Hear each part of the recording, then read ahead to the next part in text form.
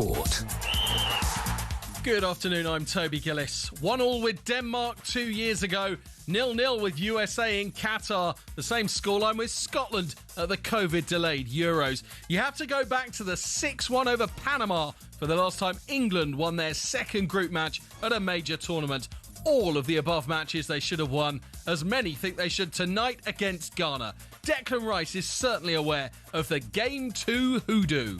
So important. I think Harry touched base on it earlier that the last few tournaments we've obviously drawn our second games, and obviously tomorrow's not a time for that. We know tomorrow's going to be a really tough game against good opposition with strong players, so we need to be on it from the first whistle.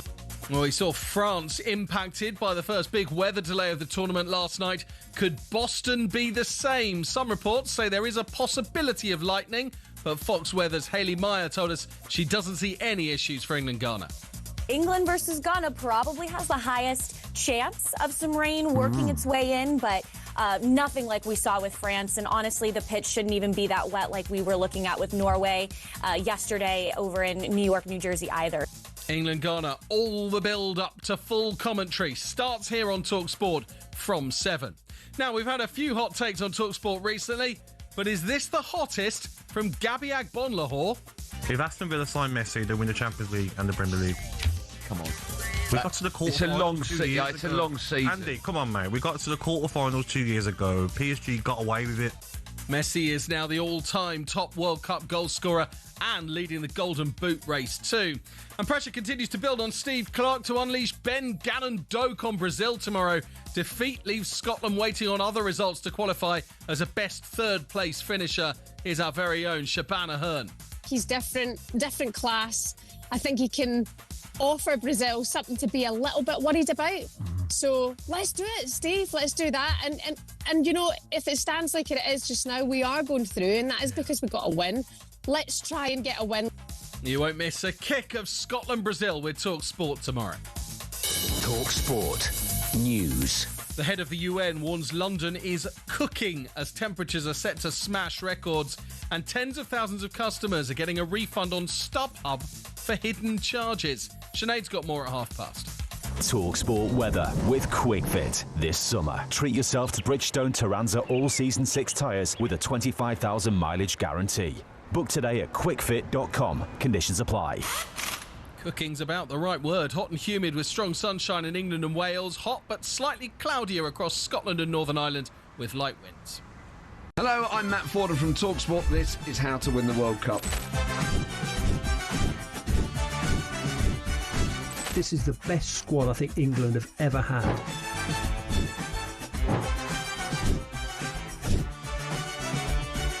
He used to love America, now he doesn't. It's very sad. It was so important to succeed because of all the pressure we received. Don't jump for this one, I'm going to knock his head off. Warning, this podcast does not guarantee England will...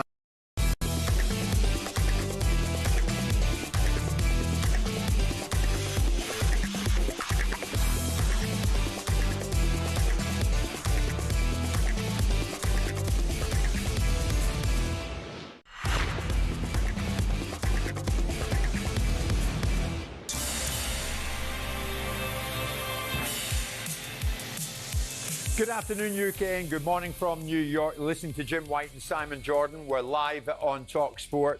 So the goals keep on giving, but is this fast becoming the Messi World Cup again?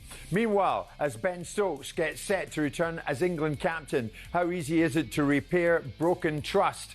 Also today, what could Prime Minister Andy Burnham mean for sport? Can you class West Ham as a distressed asset? Is Bellamy U-turning on the Welsh? What's worse, failing a drugs test or refusing to do one? Plus, ahead of Ghana tonight, is it a case of same again for England? It's Jim White and Simon Jordan, and we are live on TalkSport. Well, hi there from New York. Simon, the weather seems to be making headline news on both sides of the Atlantic here this morning. If you can see out the back of this studio from the 50th floor of the World Trade Center, then you're doing better than us if you're watching on YouTube, because it is very, very misty here in New York City this morning, and it's 33 degrees. Humid, isn't it? Back in London. Back in London. Yeah, I know. I spoke to Michelle this morning. It's very, very hot. They're going to get up to about 40 degrees, apparently. Really? Yeah, so that's unpleasant. Wow. But we will inevitably, when we get back, bring the rain. We'll come back and bring the rain back with us. Yeah. Our own particular brand of Eeyore.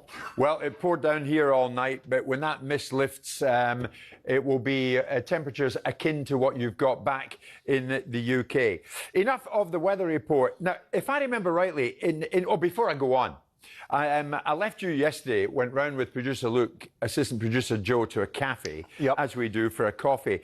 And there was a gentleman there being photographed with everybody in the cafe, then the members of staff. They all wanted pictures with him. His name is Mark Vientos, who plays for the New York Mets. Baseball player. And Pat, who works in this studio with us here in the US, tells me he's an infielder.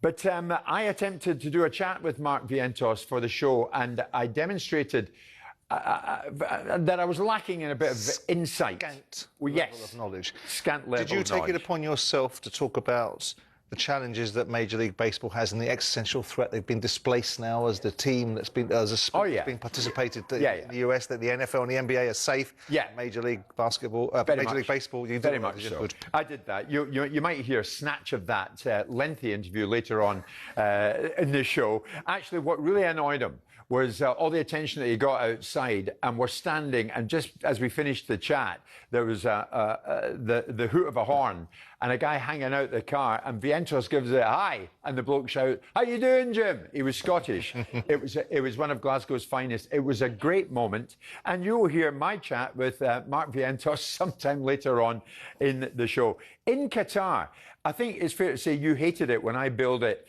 Messi's World Cup. It could be Messi's last World Cup, so it's Messi's World Cup. Do you remember that? Yeah, no, I didn't hate it. I just wasn't caught on the emotional train of suggesting that it had to be the World Cup that Messi won, because there always has to be a hook, doesn't there? There always has to be... If we can find something in the media that we can wring every last drop of goodwill out, so you never want to hear another word mentioned about it. Yeah. That's what happened. So when it became the Messi World Cup, he had to win. It's because of Messi. Everyone had to, play Evita and start crying every single time Messi scored a goal.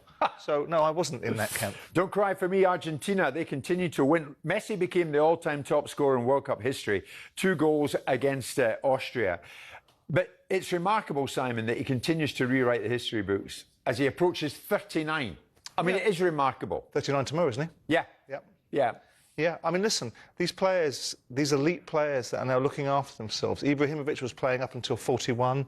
Ronaldo is playing despite people making observations about his form. That's because they're judging him by a set of standards that he can no longer get to. Messi, at 39 years of age, these are supreme athletes that look after themselves, that are consummate professionals, and want to play football. It makes you wonder, without trying to be controversial, why Alan Shearer stopped playing international football so young. Oh, that's right. You wonder why these players can look after them. So you wonder how clever Harry Kane will be that will enable him to play to this age, because football's a wonderful game to play, and you're a long time retired. Yes. So well done to him. Fabulous. He's competing in his 6th World Cup. He scored 18 goals in the tournament, which is 2 more than Miroslav Klose, the previous record holder. He's the 3rd player to score in 6 successive appearances at World Cup, after Just Fontaine, great name, in 1958, and Jairzinho, you remember him, in 1970. You were at those games? I wasn't at that. I've met Jairzinho, incidentally, in Rio many years ago. With him in this form, though, why can't Argentina win the World Cup again? Do you have a sneaky feeling they might? No. I think that... there has been instances, and we've seen it, and I know that I'm rolling against the precedent. Yeah. But on the whole, teams win World Cups. Now, obviously, we've seen the '86 World Cup being dragged there by Maradona. We've seen the 2022 World Cup being dragged there by Messi. I think there are better teams that are able to overcome the individuality of one player. At the end of the day, someone has to provide the ball to Messi to be able to allow him to do the things that he does. And I think there are better teams that are going to be able to deny the supply. But I think that obviously you always factor it in because Messi is such an influential player. But no, I don't think this is going to be an Argentinian World Cup, and I don't think it's going to be a rinse and repeat for Messi. OK. It is what it is phenomenal. I tell you what, the bookies must have been bricking themselves yesterday because they were talking about the idea of the previous round of this the 7 goals being scored by Messi, Mbappe and Haaland. Yes. And it wasn't likely to be repeated again. Well, there was six yesterday, wasn't there? They're on course for it, Simon. Messi's got 5, Mbappe's got 4, so too has Haaland, and Harry Kane has 2. Ahead of Ghana tonight, do you think Harry can keep pace with Mbappe, Haaland and Messi? Yeah. You've got to fancy him to score tonight, haven't you? I think so, yeah. I think so. I think that what we discussed the other day was what was going to be the golden boot for this tournament, and 5 goals or whatever it was in the last time. Right? It's not going to, they're going to eclipse it in the qualifying stages. It says something about the scale of the competition. It says something about the scale of the opposition. It says something about the players, and all of those factors are contributing. I wouldn't be surprised if you go into the situation where there's 10 goals is the golden boot. Yeah. And clearly they're at that sort of level. I mean, obviously the Norways of the world might not find they go deep in a tournament, although you can never underestimate them. Yeah. But the French and Mbappe will go deep. So there's going to be a hell of a lot of goals for these guys. But going to your question, yeah, I mean, Kane is in the form of his life. I mean, you know, despite the fact I thought he was remarkably nervous in taking that penalty. But he scored the second and scored a wonderful header. He's playing like a captain. He's leading by example. And he's in the richest form he's probably ever been in. So if you provide him the chances, like the old expression, if you feed the goat will score, in terms of Sean Goater, in this instance, Harry Kane, he will score goals. And I would suspect he'll be scoring goals tonight. I've got to say, in this part of the world, and I haven't been in America for a long time, so I'm back here, and it reminds me of when I was last here, the weather is so changeable. I mean, if you're watching on YouTube, since we came on air about, 11 minutes ago, it's now totally changed here in New York again. There's a blanket fog there, and we cannot see out this window up here. The France-Iraq match in Philadelphia saw a weather delay, Simon, of more than 2 hours. The strict weather protocols in the US are not controlled, crucially, by FIFA. They're controlled by the local authorities. Under the rules, a game must be paused if a lightning strike is detected within 8 miles of a stadium. It starts a 30-minute countdown clock, and that clock is reset every time a lightning strike happens. So must be a good reason for it. I mean, this could happen in the World Cup final. Well, it must be good reason for it. I mean, it is what it is. These are acts of God. You can't do much about that. It's called force majeure, isn't it? But the fact is that you've got a situation where there's obviously protocols for reasons. It isn't just about the players. It'll be about the fans. We saw that at the World Club Championships. Everyone has their confected outrage about what it looks like. But the point is that these are the protocols. In an ideal world, we won't see it happening. Of course, we'll have the arguments about how this affects the sporting integrity and how this changes the direction of travel in games. But these should be consummate professionals that are able to legislate for these circumstances. The unfortunate participants really are the fans. That's right. Because they're the ones sitting there in abeyance waiting to be told how much they can pay for their tickets, how long they can wait for the game to commence or to recommence. You're right, Simon. In that France-Iraq game, the French were leading 1-0 at half-time. Fans had to take shelter because of the incoming storm, and they just had to tough it out, to be quite honest. But it reminded me of Chelsea's game against Benfica in the Club World Cup over here last summer. Took 4 hours and 38 minutes to complete due to weather delays. We could see this in a World Cup final. Could do. I mean, I think you're less likely, in all honesty, given where the World Cup final is, to see that. I mean, obviously, we've got an exceptional set of circumstances today, but this wouldn't constitute a game being delayed or abandoned. This is just a moment in time, and it'll probably clear in an hour's time. If you go to New England, they talk about New England being, you blink your eye and the weather changes, New England weather. So I think that as far as the World Cup final, as much as we might want to forecast the drama of a World Cup final being delayed, I think on July the 19th, in the middle of New York, or in New Jersey, sorry, I think the only thing you're going to suffer from is probably some high temperatures. Yes. We have 4 games, Simon, right across the TalkSport network later on today. Portugal, Ronaldo back again. Will he play? Yeah, of course. Roberto Martinez, of course, in charge of Portugal, up against Uzbekistan. And then England, Ghana. Live on TalkSport tonight at 9 o'clock your time in the UK. Panama, Croatia, also in England's group, of course. Live on TalkSport 2. And Colombia against Congo. Live on TalkSport. So those four and England in there. And of course, if England win, they stroll through, and we shall see if they do. When we come back the other side of this break, maybe the fog out there will have lifted. Who knows? But that apart, I'll ask this question as we're going to the first break here in New York this morning. How easy is it to repair broken trust? We'll get into that next. We're live from New York on a foggy Tuesday morning.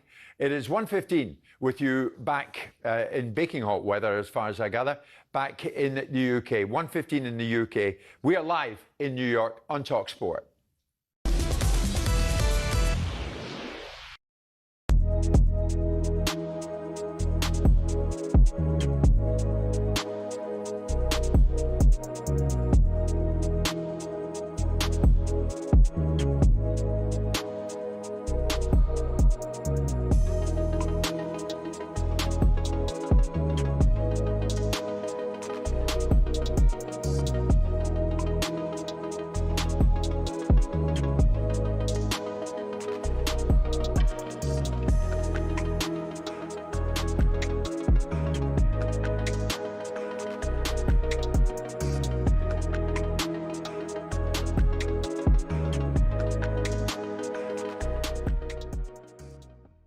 Now, earlier in the show, we asked the all-important question.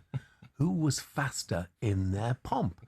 Kyle Walker or Gabby Agbonlahor? Well, TalkSport's Anil Kandala was at the TalkSport fan zone at Villa Park last night for England against Croatia, and he put that question to some of the fans in attendance. It's a tough call, but I'd go for Gabby. He was awesome, and no defender wants anybody with that pace running at them. So I'd go for Gabby. I would. Quicker than Kyle Walker? I think so. Yeah, I do. And I'm sure Gabby would agree with me. Gabby. Well, he used to dart across the field, didn't he? I think he's better than Kyle, to be honest. Well, we had Kyle on loan for us for many years ago, and he was quick, but Gabby was quicker. And there you go. It might be a little bit unfair because Gabby Agbonlahor is in that building behind me, but it seems that Gabby's got the vote. Right, Yeah. the rest of the world. He actually spoke to about 100 people over there, but we already decided to show 3, okay? I clipped that up for them. Yeah. Do you know what, though? When I think about Kyle, when I go back to that game, Kyle, of like, I think it might be Germany at Wembley, and you was right side of the 3, but like you was all the way in the right back position, and I was at the game, mate, and you come sprinting across, mate. Someone was through on goal. I can't remember who it was. Muller. It was Muller, yeah.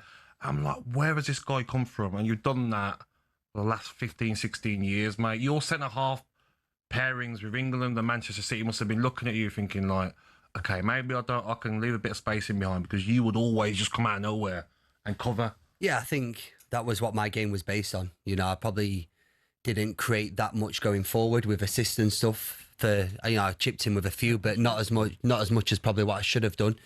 So my main game when I got a little bit older was to make sure I can cover the back. Incredible, man. Here's a great suggestion. Jill's a regular contributor. She says, why not get both of them in the car park? Said, my money's on Kyle. Just about, yeah. You know football. I'll have to kick him first.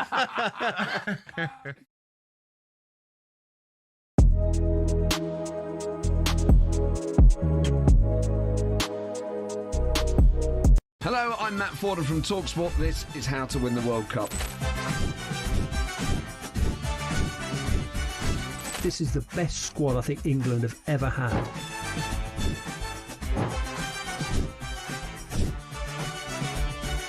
He used to love America, now he doesn't. It's very sad. It was so important to succeed because of all the pressure we received. Don't jump for this one, I'm going to knock his head off. Warning, this podcast does not guarantee England will actually win anything.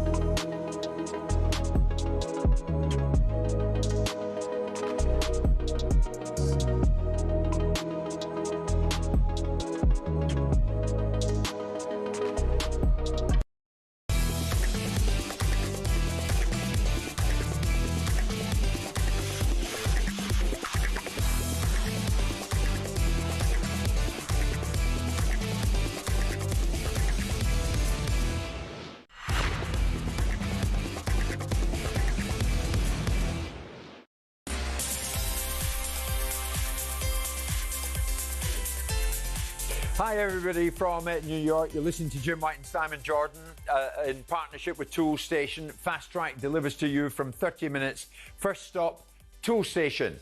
We have fog in this part of the world this morning. You have very hot weather back in the UK. We're keeping an eye on that. Make sure you travel safely if you are travelling in the UK today, because we understand the heat is quite crazy over there today. We don't know what we're going to get when this mist lifts later on today in New York City. It's 1:20 back home. Simon, the England cricket head coach, Brendan McCullum, has been speaking in the last few moments ahead of the third test on Thursday against New Zealand. Now, of course, this comes amidst the news that Ben Stokes will return as captain. An ECB investigation yesterday found that Stokes and Gus Atkinson breached contractual obligations, but were in fact blameless for violent conduct in a London nightclub last week. Stokes and Atkinson were made unavailable for the second test defeat pending the investigation. Just over a week ago, Stokes was considering retirement, reportedly, from the game. And on Monday, head coach McCullum cast doubt over his mental well-being. Well, now Stokes can come back and will come back as captain. And in the last few moments, McCullum was asked, this whole situation regarding Stokes, has it put some kind of strain on your relationship with him? Obviously, we have those robust conversations, but you'd be incredibly disappointed if your leaders of an organisation weren't having those robust conversations to try and steer your team forward. And, you know, we had a great chat this morning. Just, I think, you know, for both of us, it's always been about what we think is right for English cricket. How do we keep pushing this team forward? How are we able to try and galvanise the group and make sure that we're at the best version of ourselves on the field? And you know, I know he's excited about the week that's coming. I'm also excited about the week that's coming as well. To see us under pressure, under the pressure of the last few weeks and sitting 1-1 in a 3-match series, that's when your methods are tested at their most. And we'll see how tight we are and how good we can be under pressure. And to me, as a coach, that's an exciting aspect to see you tested in those situations. So, Simon, that was Brendan McCullum. Ben Stokes returns as captain. Is that right and proper that he does? Well, it's what I said would happen. Obviously, we had all these expert cricket columnists that came on and said that he'd be taken out as the England captain, which they were wrong on, because if you are better off, first of all, you can't breach discipline. You can't break protocols, and you need to have some degree of consequence for it. However that consequence is, it needs to be visited upon the person. But what is the purpose? If the team is better with Ben Stokes as captain, what is the purpose of bloodletting? What does it achieve? If there is no disruption to the team, if the concocted view is that it creates disruption and disrespect and he doesn't have the respect of the players, but that's not evidenced in the slightest by the players' approach, what is the purpose of taking someone out to make yourselves worse, besides bloodletting? It's a wonderful, pious, sort of virtue-signalling, pompous attitude from sections of people that don't actually play the game and never actually led anything to suggest that there's a necessity. He contravened a protocol, and so as a result of it, doesn't matter if it makes English cricket worse, it doesn't matter if it disadvantages the team, it doesn't matter if it materially, it makes no difference to the players what he did or didn't do, and it doesn't undermine standards, really. It doesn't? Well, not really. How about your captain upholds standards? In an ideal world, people are perfect. How about he respects authority? In an ideal world, people are perfect. He and Atkinson breach contractual obligations. Yeah, and they should have a consequence for it. I would have thought you'd be tough on people that do that. And they should have a consequence for it. But if you're veiled of all the facts, which people outside of the dressing room, outside of the circumstance, and outside of those who are informed are very rarely are, because all they know is what other people tell them, then you're in a situation where you make a judgment call. Now, I am, of course, in the camp that you need to uphold standards, you need to have values, you need to have a culture that respects a degree of understanding their space and their place. But again, I go back to the premise, and it's not making excuses for elite players. Back in the day, everyone wanted to sign Paul Gascoigne because they thought they could get something out of him. Everyone wanted to sign George Best because they thought they'd get something out of them. But behind that was challenges and problems, and you had to make compromises. And often in life, you make compromises, and it's a disadvantage. You allow talent to get past the structure. But again, in this instance, he's the captain of England. He's arguably one of the best players in the England team. If the England team is better off with him being in it, and he can understand that there can never be a repeat of this. If I'm the ECB, if I'm Brendan McCullum, quite frankly, because he's let Brendan McCullum down as much as he's let the ECB down in the contractual obligations, I'd be sat there making clear that I understand exactly why this transgression happened, exactly why it won't happen again, and reminding Ben Stokes that I've covered his backside, and the next time he steps out of line, he's not letting himself down, he's not letting the team down, he's letting me down. So we'll have that conversation so we understand clearly where we are. So my view is, what would be the purpose of taking somebody out of a team, making us worse, to be materially what? On the right track. In an imperfect world where people make mistakes, make bad judgment calls, in this miserable society of ours, it would appear that the moment you make bad judgment calls, unless it's of course you that suffer the consequence, everyone starts shouting about how people should be consequenced to the absolute max. But of course, if it were them, then they'd want clemency, they'd want latitude, they'd want a bit of understanding, they would want a bit of context or nuance, or people make mistakes. But hang on a minute, he needs a slap here, doesn't he? I would imagine he's got one. If this cricket team was in better form right now, would this decision have been different? Well, he was picked. I don't think they're in bad form. New Zealand aren't mugs. You don't just go roll over test series. They've got a decent opposition. They'll probably win this series.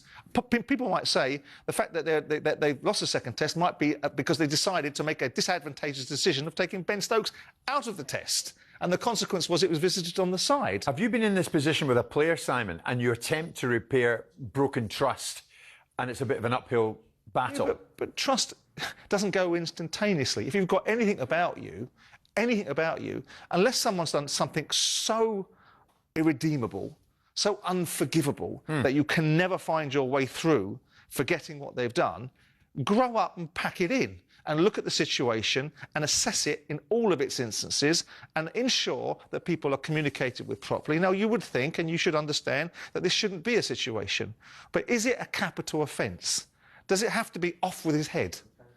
Why? No, it's not a capital offence. Well, that's what people wanted. He broke his own curfew. But that's what people wanted. And he breached contractual obligation. We had cricket journalists come.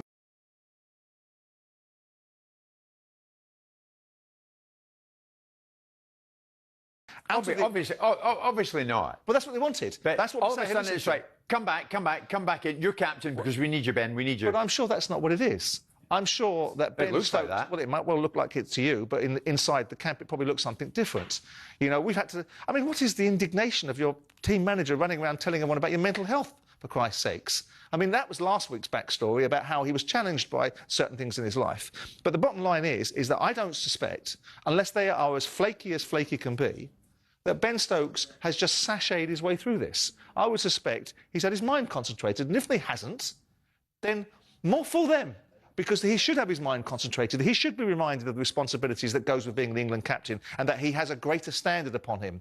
But should he, as it was advocated for and suggested by the wonderful section of the cricketing press that was suggesting that he should be removed from England captaincy, is that a wonderful achievement? You see, how about your respects curfews going forward, though? Harry Kane and Dan Burn were among the England players over here who attended a concert. US country music star Ella Langley.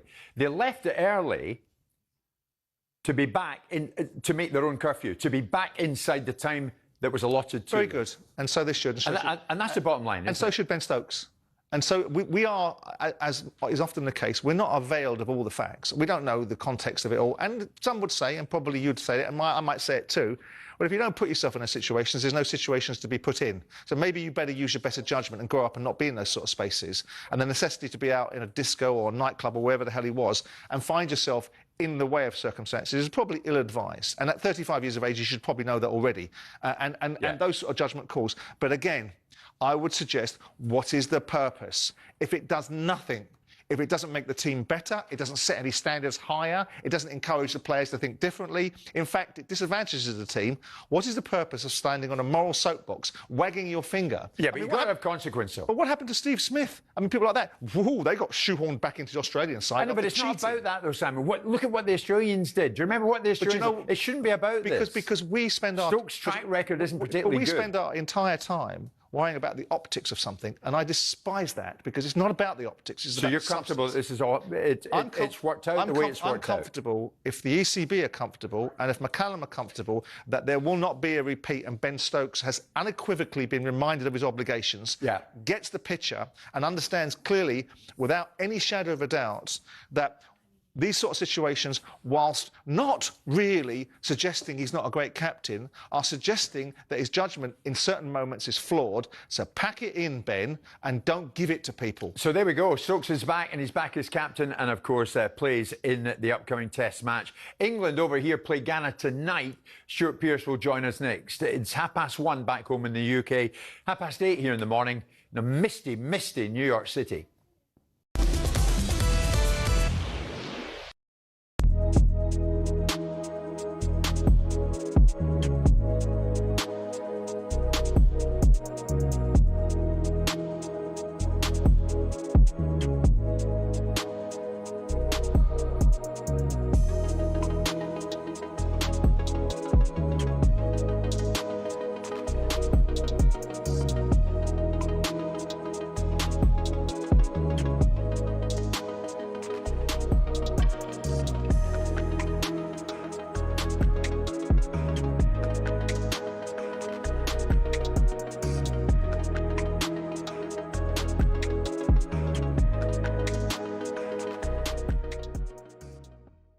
Saka's England teammate Ollie Watkins, he spoke to the media over the weekend and says managing the Arsenal winger's injury is crucial to the team progressing. Not in the physio department, but look, he hasn't missed a day of training, so I think that's a good thing. I think he's played so many games throughout these last few years. You can see because he's a crucial player for Arsenal and very important because you know he's a top quality player and he brings quality to the pitch for Arsenal and England. I think he's very important, as everyone can see. So I think, managing, niggles going into a competition is very important. You know, for the later stages, you need important players like him to be ready to play and step up when called upon. So, to play with him, I've only played with him a handful of times, but he's very unselfish and, that's perfect as a striker, someone who's always looking for you. And I feel like he makes always the right decision as a footballer. Whenever he receives the ball, he's going to always make the right decision, and I think that's the hardest thing to do in football. How important is Saka? Do you want him to start tomorrow night? Because I thought the difference between him and Noni Madueke was big, understandably. Yeah. It's difficult, isn't it? Because he has come out and said that he's fine to start, but it's about the injury. An Achilles injury you have to be careful with. I would start him tomorrow, and then why can't you bring him off at half-time like Spain did with Lamine Yamal? Yeah. I think when he come on, he showed. Madueke, listen, a very good player. When he gets into certain positions, it's the wrong pass or it's the wrong shot, and he smashes at shots. But that same position, Saka's more likely to score, to make the right pass. So I think there's a total difference between the both players. I will start him because as much as you want to make sure... The German leading England. It all sounds a little bit odd, but as Thomas Tuchel tries to bring football home, here's how he ended up in one of the most scrutinised jobs in sport. Well, Tuchel started his footballing journey in the sleepy town of Krimbach. His leadership skills were obvious from an early age, with Tuchel even making subs during PE volleyball sessions. After a knee injury ended his playing career at the age of 25, Tuchel accepted his first coaching role in the Stuttgart U setup in 2000. He led the club's under-19s to their league title 5 years later, but his perceived abrasive personality meant Stuttgart chose not to renew his contract. He went on to spend 5 years at the helm at Mainz before leaving the club for Dortmund. And there, Tuchel secured his first major trophy, the German Cup, in 2017. 8 more pieces of silverware came next for Tuchel in just 5 seasons at PSG, Chelsea and Bayern Munich. And that CV impressed the top brass at the FA. We found so many similarities and so many things that suited my approach and my hunger to achieve special things. I always wanted to come back to England. Well, he says all the right things, but is destiny on Tuchel's side?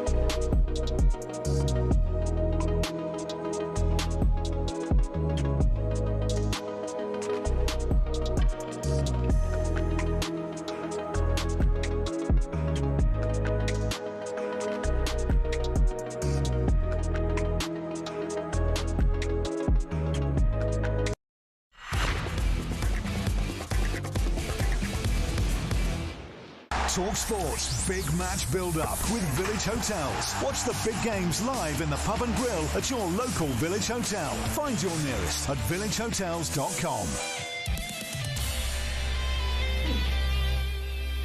Hi from New York. It is just gone 8:30 over here in the morning, 1:30 with you back in a very, very hot UK, and time for big match build-up with Village Hotels. England go in for the second time tonight in these World Cup finals. This time it's Ghana after seeing off Croatia by 4-2. The game is up in Boston. Let's head there now. England legend Stuart Pearce joins us live on the show. Stuart, good morning from New York to you. What is it, Stuart? Is it a case of same again for England in terms of their approach tonight, do you think, just as it was in the game against Croatia? Yeah, I think they'll want a second half performance without a doubt. You know, I think they want to build on what what went earlier. Whether he's going to make a couple of changes, maybe. We're hearing that potentially Spence might come in, maybe. And I would say potentially Rashford and Gehi. They're the selection choices that he's got, I think, going into this game. Bearing in mind, if they win this game, they've got the opportunity to rotate in the Panama game to freshen things up. Well, and what do you think to that, Stu? Does it build the right mentality? Because I've heard that as well, and I was speaking to John Terry, and he was advocating for Rashford coming in for Gordon, Gehi coming in for either Stones or the other centre-back. Does it not build out a team spirit and a resilience? If you win games, you do well, the team does well, that you start again with the same lineup, unless the opposition you're playing against dictates a tactical change? Yeah, the things that you have on your mind, Simon, at this stage that I've found in tournaments, winning the first game's brilliant. You know, it alleviates a lot of pressure from the tournament and whatever. They know if they win the next one, this evening's game, then they can rotate in the Panama game. You've got to rotate. I don't think you can go into these... Into that game, Stu, I hear that argument because clearly you want to rotate. You want to give Ivan Toney some minutes. You want to keep these players in the mix, feeling like they're valuable. But in a game that still has jeopardy attached to it, means that we need to get something out of it to be able to have the luxury of rotating. Wouldn't you want to keep the same 11 that started, get them to start perhaps a little bit better, fix some of the challenges, because that was obviously his preferred 11, with, I suspect, the exception of Saka, who isn't fit enough to start. Wouldn't you want to start with that? I would play probably Mark Gehi, you know, with a view to changing again to put John Stones in for the Panama game. That would be my mentality on this. Aside from that, you're right in what you say. You put your strongest team out for the first two games. You hopefully put 6 points on the board. You're through. And then you've got a mindset for the Panama game, but beyond that as well in the knockout situations. So, Stuart, what we do know is a win of any kind for England tonight will see them advance to the round of 32. Let's have a listen to what's on Tuchel's mind going into this. Yeah, bad news for Ghana. We will also be very motivated. I see no point why we wouldn't. We play on the biggest stage, and we want to prove a point. We want to prove a point to ourselves. So that is where we are, and this is how we are and who we are. So there is no advantage. There cannot be any advantage. The second point is that I still believe that we play in one of the strongest groups in the World Cup. It started with a top 10 opponent with Croatia, and it continues tomorrow with Ghana, who are traditionally a top football country, a top football nation. One of the strongest groups. Are you having that, Simon? No. Are you, Stuart? No. I mean, Scotland's group's tougher, is it not, with Brazil and Morocco? It probably is for Scotland, without a doubt. What I would say is he's talking about teams that are seeded reasonably high in the rankings. You know, Croatia, you're taking a team on that are ranked high in the FIFA ratings. And, as I say, it's a comfortable group, I think, for England in the way England are playing and the ability and their tournament experience that this group of players have got now. I think they would have taken this group all day long. Stuart, you know, of course, exactly what it means to you, a proud Englishman, and winning caps to play for your country. Jude Bellingham could make his 50th appearance for England in this match. Hitting 50 caps, Stuart, at the age of 22, how big a feat is that? That's magnificent, to be quite honest with you. At such a young age, I knew every cap was valuable to me. I think Declan Rice is going down. He's 75 caps if he gets picked to play today. So great achievements for these players. And at the age of 22 is quite astounding, really, you know. And I think, you know what, I think with the calendar year, what happened, and it looked as though Tuchel left him out on the odd occasion, that type of thing, I think it served him well. I really do. And I'm expecting big things from him. Has he future captain credentials in him, do you think? Certainly, yes, going down the line. I see Declan Rice as somebody that should be a captain in waiting, personally, prior to Jude, but certainly after that, Jude, definitely, without a doubt. Simon, would you stand? I wanted to bring this up with Stuart because this got a lot of coverage over here, and I think you'll recall it yourself. These halftime interviews, and Stuart, I'll bring you into this as well. It's interesting. Tuchel has backed the candour, if you like, of England assistant coach Anthony Barry to continue via his halftime interviews. And of course, he gave how would you describe it, a fairly honest and critical assessment at that particular time against Croatia. He said, you think the penalty would free us up and allow us to play more like us and look more like ourselves. But again, we fall back into some fearful patterns. He didn't hold back, Barry. To that extent, did he there and then prove there is some worth in these halftime interviews? For who? For the viewer, for the listener. Fantastic. But the main premise of coaching stuff is to be of some value to the team, not to the broadcaster. And to some extent, both. Well, how does that benefit? They're not privy to it. The material benefit of a team being at half-time is that they get the influence from those that are supposed to be influential. Now, I clearly understand in the paymaster scheme of things, my broadcasters want more content. I don't like it. I think the team's job, this is a professional situation where they should be at their most focused on ensuring that all the messages and all the wisdom is imparted to the players. I don't know what Stuart thinks. I think in domestic setups, I think it's different. Maybe in the World Cup, maybe Thomas Tuchel was relaxed about it. I don't know if you're going to get Thomas Tuchel doing a half-time interview. It's well and good that Anthony Barry does, and what Anthony Barry's qualifications are, I don't know. So with due respect, he may well have been candid. It may well be wonderful information, but I'm more interested in the information being imparted to the players so they come out and produce a second-half performance like they did. Yeah, but I think you can do both, Stuart. Do you? Well, certainly as a manager, you wouldn't want to be the one doing those interviews. You want to get in and have that contact time with the team. I think it was a great interview. I really did, because quite often supporters are sat there thinking to themselves, hey, are England happy with this performance? Are they not happy with it?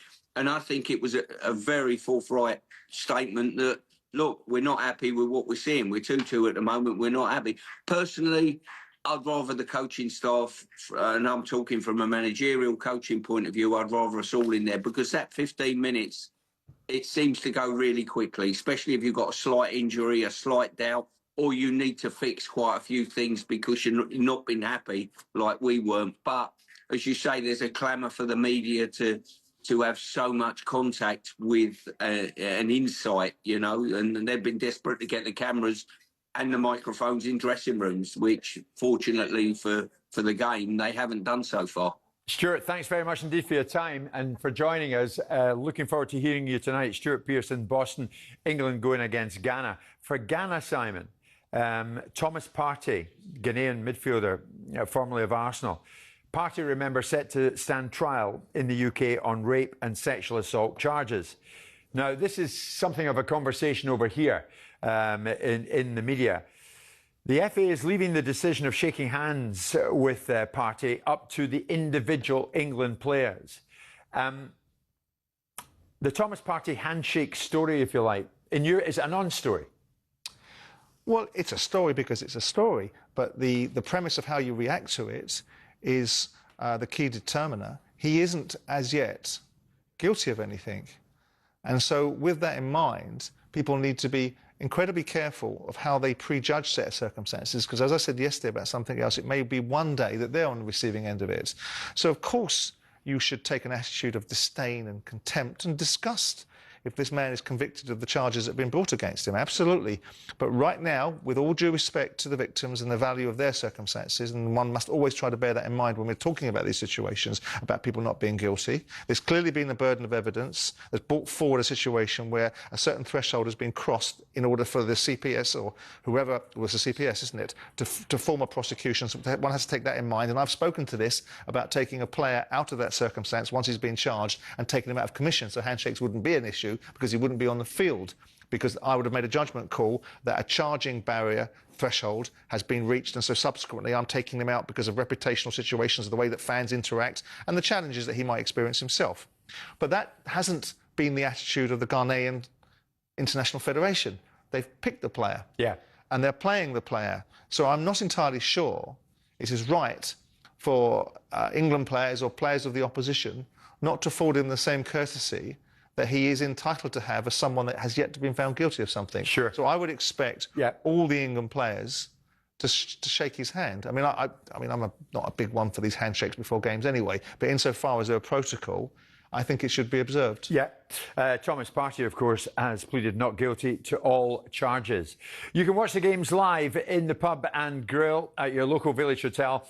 Find your nearest at villagehotels.com. Plus, for a chance to win a Village Hotel VIP experience for the World Cup final at a Village Hotel near you, head to talksport.com/competitions. TalkSport Big Match Build-up with Village Hotels. Watch the big games live in the pub and grill at your local Village Hotel. Find your nearest at villagehotels.com.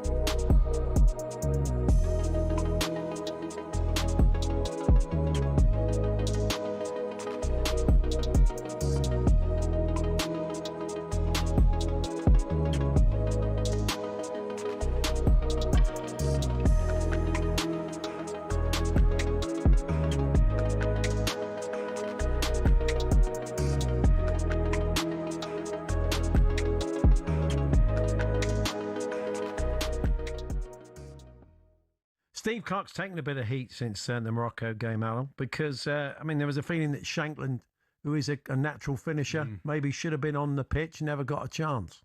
Well, I was going to come to that, guys, because this Brazil game, what does he do? Does he sit back, and if we get beat 1-0, it's probably enough to qualify, which is remarkable, which is brilliant? Or does he have a go and say, look, let's push them back, let's try and get at them? Now, who do you play up front? Do you play Shea Adams again, who's more mobile than Shankland?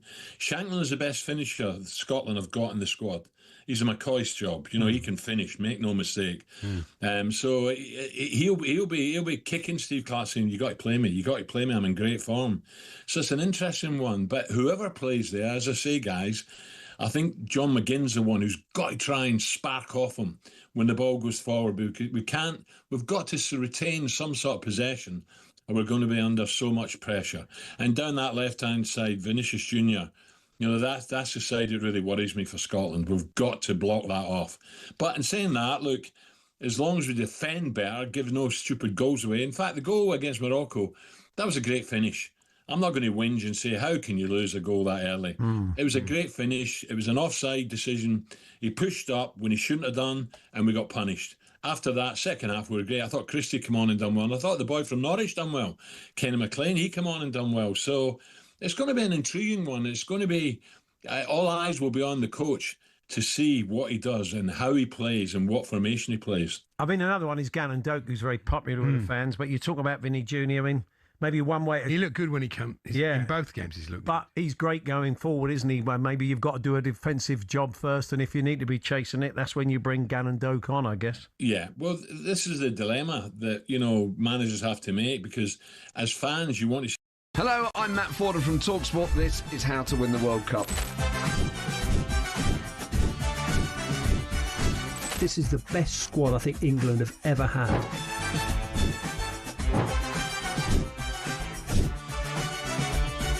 He used to love America, now he doesn't. It's very sad. It was so important to succeed because of all the pressure we received. Don't jump for this one, I'm going to knock his head off. Warning, this podcast does not guarantee England will actually win anything.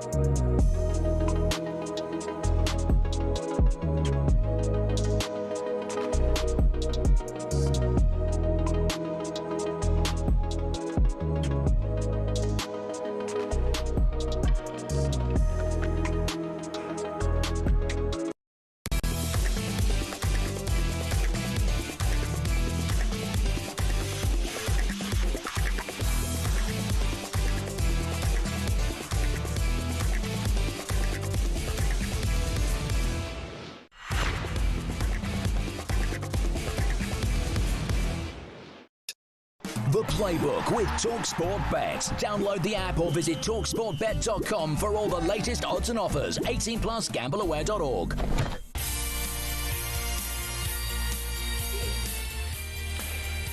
And you can see this great city again because the mist has cleared. The Statue of Liberty looking wonderful again. But the mist could descend again at any moment. We're live from New York City. It's hot back home, 29, 30 degrees. I'm noticing in London at the moment. It's not quite going to get up to that here in this part of the world later, but it should be warm once the mist goes.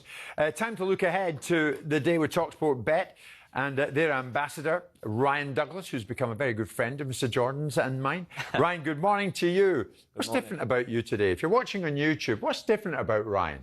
What's different? Hair, a little hair trim? Well, see, I've been letting the New York air do its thing, guys, usually. I just walk here, I let it dry itself. But I'll put a bit of product in for you today because... Thank you. There's been no special guests, do you know what I mean? I'm the first person to come on, so I wanted to make an effort and put something in the hair. So, yeah, thanks for noticing, Jim. Appreciate that. Not at all. It's much appreciated, Ryan. It's made a big impression on Simon, as you can see. I can tell, yeah. Let's do this. Messi, where are we going with it? Yeah, I mean... Not your hair, I mean Lionel.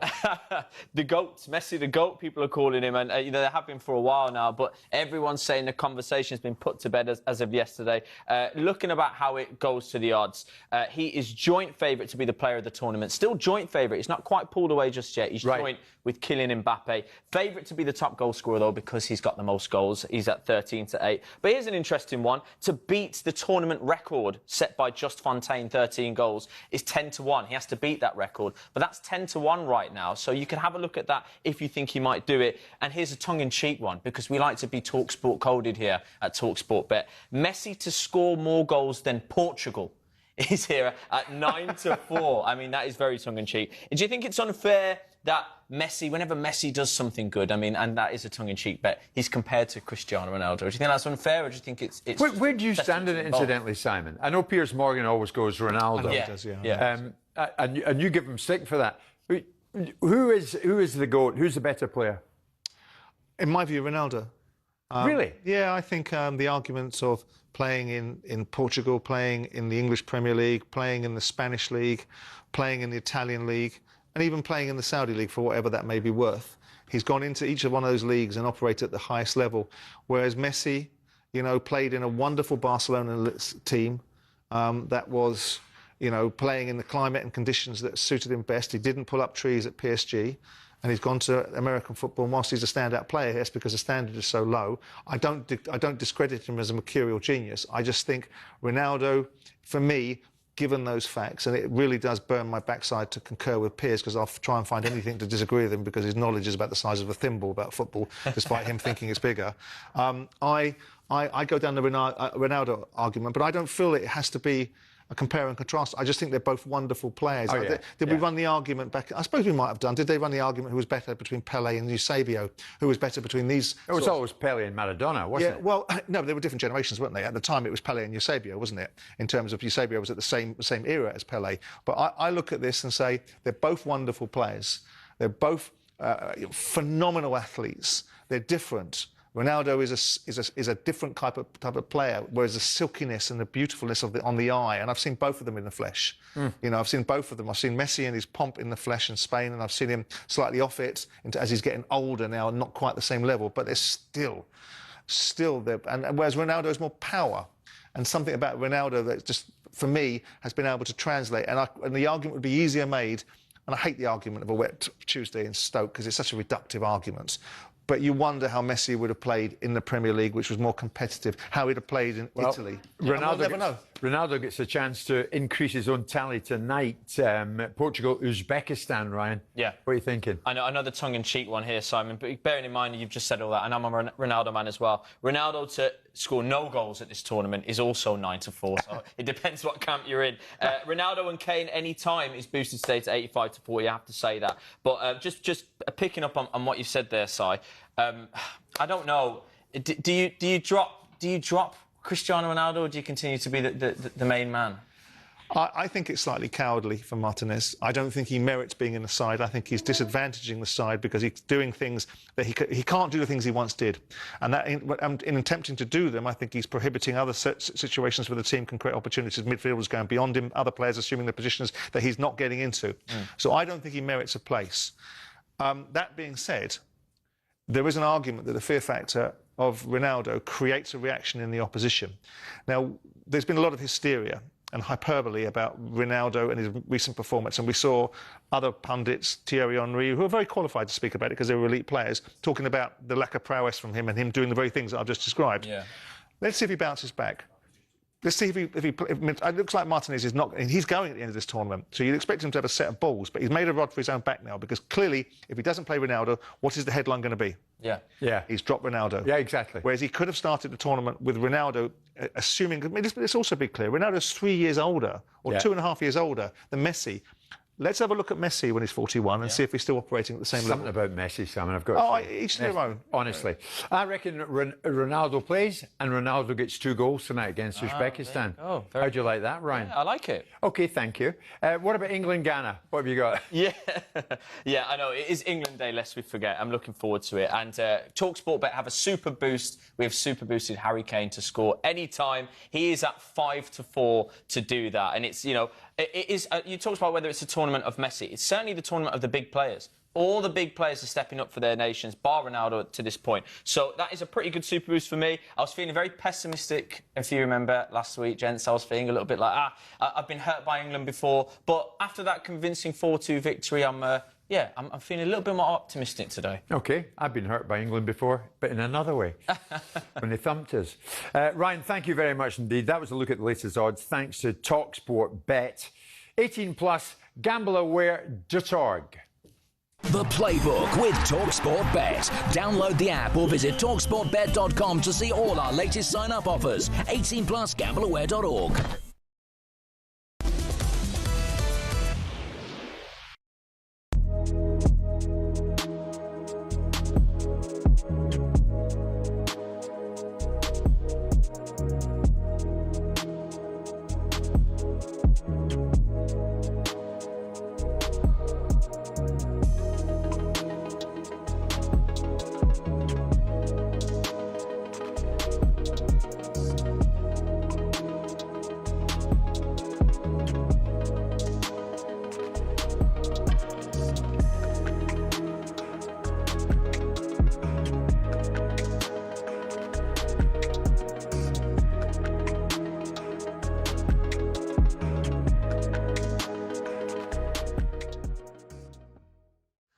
Lots has been made about the fitness or lack of for Declan Rice. He came off during the win over Croatia. He's played 63 matches this season and admitted that he's been nursing a hammy for the last 6 months. England legend Stuart Pearce, who coached Rice at West Ham, discussed Rice's fitness and his role at the World Cup.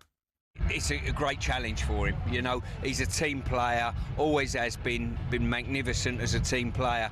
You take him off, he's not going into himself and sulking. You know, he'll see the greater good and the reasoning behind it. And if he's got anything about him that I think he has, when he's had bad moments at West Ham, when he was on his ascendancy, he'll embrace them and make him a better player.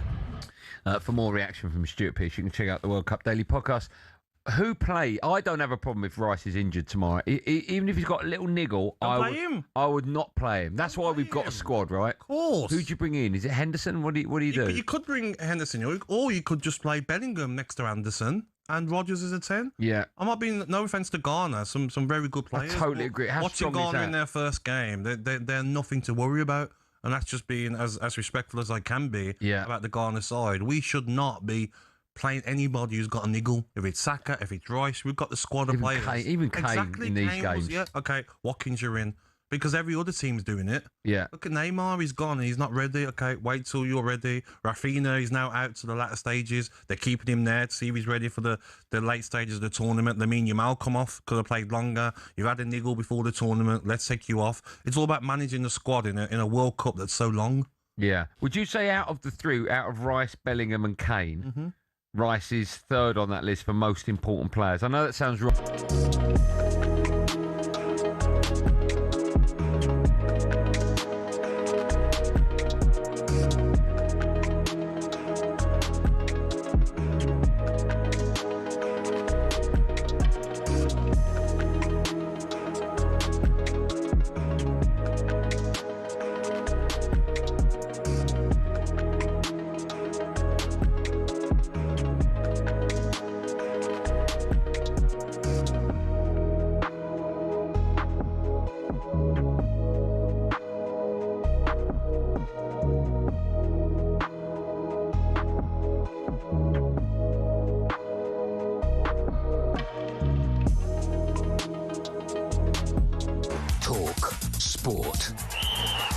Good afternoon, I'm Toby Gillis. England look to end a Game 2 hoodoo tonight, having failed to win any of their last three second group matches at a major tournament.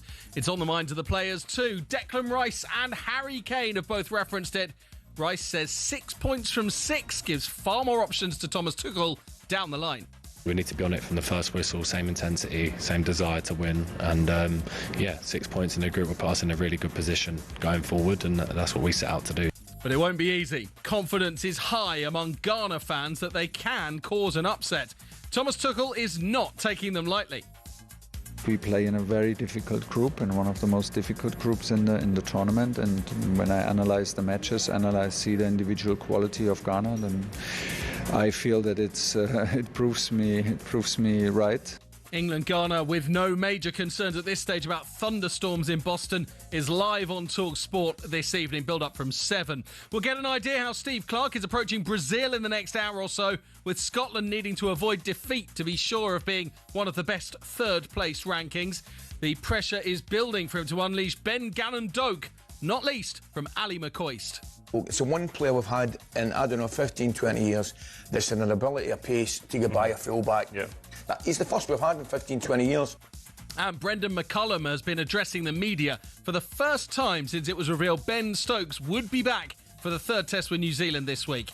And his tone is a contrast to that from just 8 days ago, when he repeatedly expressed his concern for Stokes' welfare. But he won't reveal what made him feel that. Private conversations remain private, and I think there's an element of confidentiality there and the respect of our relationship. My assessment was I was slightly concerned, worried. Now my assessment is that he looks great and he's ready to go. The third test starts Thursday at Trent Bridge.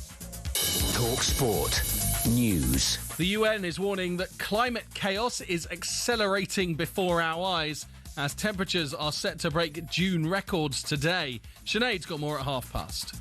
TalkSport weather with QuickFit. Heat wave outside, oven inside. Stay cool this summer with a free aircon check. Book online or visit your local QuickFit today. Hot and humid with strong sunshine in England and Wales. Hot but slightly cloudier across Scotland and Northern Ireland with some light wind. Hello.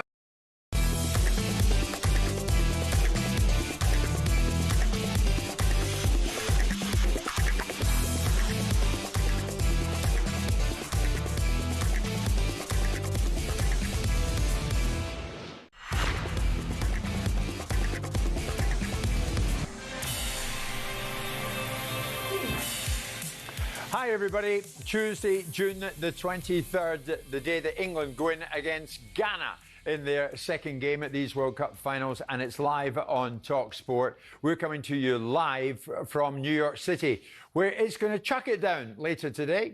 It's going to get up to about 22 degrees, and we are in for some heavy, heavy rain. The mist is lifted here. If you're watching on YouTube, you can see behind me, we have the now famous backdrop. So many of you watching on YouTube tell us you like what you see, and we're delighted about that. It is a quite incredible backdrop here, the 50th floor of the World Trade Center, Statue of Liberty. Over my shoulder there to my right, a magnificent setting. And the setting tonight of up the road in Boston, where England go in against Ghana. We hope you're not finding it too hot back home. The weather is hot, hot, hot in the UK. It's going to go up to 34 degrees, we hear today in some parts. So we wish you well in trying to cope with that. Simon alongside me here in studio as we welcome a gentleman to the show who's already, his club has already played a part in this World Cup, because Zoran Krenetta is a general manager of MLS club at Charlotte here in the US. And I'm delighted to say that Zoran joins us live. And let me explain a bit more, Simon, because Zoran, hi to you. Your club has been hosting Scotland and Steve Clarke. So what was that experience like? Hi, Jim. Hi, Simon. It's a great experience. I mean, they've been absolutely phenomenal. Very friendly, smiles on their faces. Obviously helps when you win the first game in the World Cup, I think. You know, they were really, really good going around the town. Everybody's saying hello to them. No pressure, no stress, no something that would probably they would experience if they're in Scotland or in Europe. I think they enjoy the weather very much so. The facilities were world class, and yeah, I think the experience is a great top notch. Brilliant. That is great to hear. So listen, I want to go on to your role. Simon was suggesting somewhat tongue-in-cheek moments ago, you're a bit of a poacher turned gamekeeper, one-time top sports agent and now general manager of Charlotte. I'll get to that. How would you define the role, Zoran, of general manager? What does that involve? It's an interesting. First of all, I would maybe go a little bit deep and say that this is probably the most exciting time to be a general manager, sporting director in Major League Soccer, with all the changes, with Messi effect, with World Cup coming, Club World Cup last year, and a bunch of new owners coming into the league. So, but the role itself is a little bit different from a traditional sporting director role in Europe, in UK, in England, if you like. It's more like a hybrid between chief executive and sporting director. I'm involved in all kind of levels of the business decisions, commercial decisions, partnership, sponsorship decisions as well, in addition to running the club, and also trying to kind of build a roster and add the players and obviously sell the players. Zoran, Simon, you were over, Simon, not that long ago in this part of the world doing some filming with the MLS. Were you aware of the role of general manager? Is it one that you think, yeah, it's worth having? Yeah. I mean, I met someone he will probably know, Chris Henderson, who was the GM over at Beckham's team, Inter Miami. Yeah. And so you understand certain aspects of what their responsibilities are. It is a very broad role. It's an interesting role. He's absolutely right. It is an exciting time. You're seeing expansion teams now. From once upon a time being able to acquire an MLS franchise, I think his guy, David Tepper, paid $330 million for this franchise. It's now got an inherent value, according to Forbes, of about $750 million, which is interesting when you watch the scale of this league, this set of football clubs against English football clubs. You couldn't give Sheffield Wednesday away, which is a worldwide known football club that was, in some people's minds, one of the original football clubs in the history of football. You couldn't give it away. Yet you've got a franchise in America that's worth $750 million. So it tells you the scale. The quality, for me, isn't there yet. But do I think it will be? I think they'll have to change their structure, and I think they might have to consider to think about relegation, and they might have to change their rules around player wage caps. Yeah. But do I think North American football is at a very exciting point? Yes, I do. The World Cup will help it. Once they get past the necessity for Lionel Messi to do deals that bring Apple as the primary broadcaster into the equation and start to become more attractive to the broadcasters. Yeah. then of course it will accelerate. Well, Zoran, when are we going to see a bit more jeopardy in the game in the MLS? When are we going to see relegation, for example? To be honest, I don't know about relegation. That's the one thing that with I'm not convinced that the owners would actually ever vote for. Because just imagine the owner now, San Diego, who paid some $500 million for the franchise, for the tickets. And then on the top of that, they have to build a stadium and they have to build the training camp and invest in the players. We're talking $1 billion investment. And as long as that $1 billion investment is not lost within a year, if they get relegated, I think potentially they can do something. But I don't think the first changes would be relegation and promotion. I think there are already some changes. Obviously, I don't know how much you guys know, but it's we're switching the calendar 2027. So we are joining the Europe in terms of the calendar, the league starting in July, the end of July, beginning of August, and finishing in May, which is a great success because few of us were fighting over that for past 4 years, because suddenly we can be heavily present on the world markets, European markets, which is the biggest in the world. So that's one change. The second change, 27 is coming a different salary cap. I think they will increase the salary cap. I don't know exactly the ins and outs, but I would expect the salary cap to be increased for about 5 to 6, 7 million at least. And then we also have a categorization of the players, which is confused everybody, including me, for the first few years. So every player has to have a kind of category, and that hopefully is going as well away, which I think will help. But as anything in the USA, they're not making a bold, sudden changes. They're very smart. They kind of carefully moving the league forward step by step. I mean, look, I spent a lot of time with the MLS, with Don Gerber, who's the commissioner, and with Dan Countermouch, who is the chief communications officer.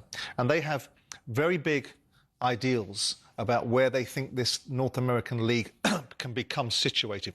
They believe that they can break into the top 5 domestic leagues in the world. Yeah. Now, I hear the arguments, and I came over here with the sort of European sniffy attitude that relegation is a fundamental part of the jeopardy of sport.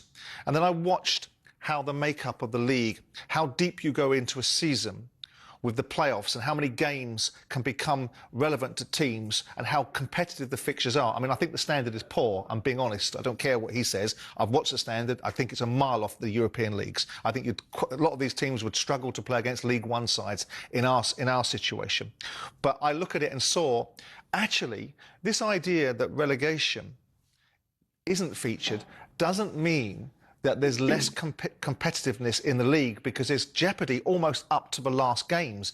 These teams have such a wide opportunity to compete in the playoffs that actually it creates its own unique landscape. Now, as a former owner, I'm going to be in this fella's camp. I don't want a loss of revenue streams. So if they're building a business model that's fundamentally about sustainability, right. So you have to say something about it is right, because all of the sports that are built in America, whether it's the NFL, the NBA, the MLB, all of these leagues have an underpinning sustainability which the owner sees as investable, which is why you can create new rules, you can create change, because there's not 20 owners in a room arguing about different agendas. They have one agenda. How do we make these businesses worth something? Sure. No, I get it. Zoran, without meaning to sound disrespectful, and I said it earlier, am I right? Poacher turned gamekeeper. You're now general manager of an MLS club, but you founded global sports agency Star Sports and Entertainment before your role in the boardroom. I think you spotted a 16-year-old John Stones at Barnsley's academy, and you represented John in his move to Everton and his subsequent record-breaking transfer to Manchester City. So how does a sports agent move into the boardroom? What's that been like? Well, that's exciting. That's exciting. First of all, I'm not a typical sport agent, because I had a career in City before entering the agency world. I became mesmerized by the agency world, and a long time ago, I even read a Simon book, Be Careful What You Wish For. And if I had the same choice today, I would never be an agent. But at that time, why is that? Let me pick you up in that, Zoran. Why would you never be an agent? It's a very interesting world full of sudden surprises, and especially today is full of various people, characters that you would not necessarily want to have a lunch, dinner, or even coffee with. It's a tough road. It's a stressful environment. It's too many agents. It's too many people dealing with the clubs and the players and the modern world with social media and everything else. I just think it's something that I would not enjoy it. But then again, when I started, I was much younger, and you're thinking differently. But I had a career in the city. I had a lot of degrees, and I had I set up my own finance company, the software finance company. I was one of the owners. So I had a little bit more of a boardroom environment experience, if you like, than just being an agent and setting up the agency. Fair enough. Zoran, let's finish with this. What do you think the legacy of this World Cup is going to be? What do you want it to be? Well, I hope it's going to actually send a message to the world that MLS is here. MLS is here to stay. It's growing. The facilities are first class. The stadium's amazing. The fans are there. The next step is for the league to keep growing and to keep changing. And potentially, I would agree with Commissioner Garber that potentially this league can be top 5 leagues in the world. There are a lot of work ahead of us. But I think that a lot of work has been done. And if you look at the league today and league 5 years ago, when I first joined 6 years ago, or 10 years ago, you cannot recognize it. And I'm not talking now Messi effect, Messi and his friends, mates in Miami. I'm talking about a lot of other clubs changing the policies and not going for the old washed up players, but investing in the young players and selling them. We, for example, sold 2 players, one to Derby County, one to Middlesbrough. They've done brilliantly last summer and they're doing really well in England Championship. So I think the level is rising and it's getting better and better. We're still not there where we want to be, but I think potentially America can be a really, really competitive league. Zoran, thank you very much indeed for being with us. Zoran Krenetta, General Manager of Charlotte FC here in the MLS, here in the US. Listening to Jim White, Simon Jordan and TalkSport in partnership with Tool Station. First stop, Tool Station.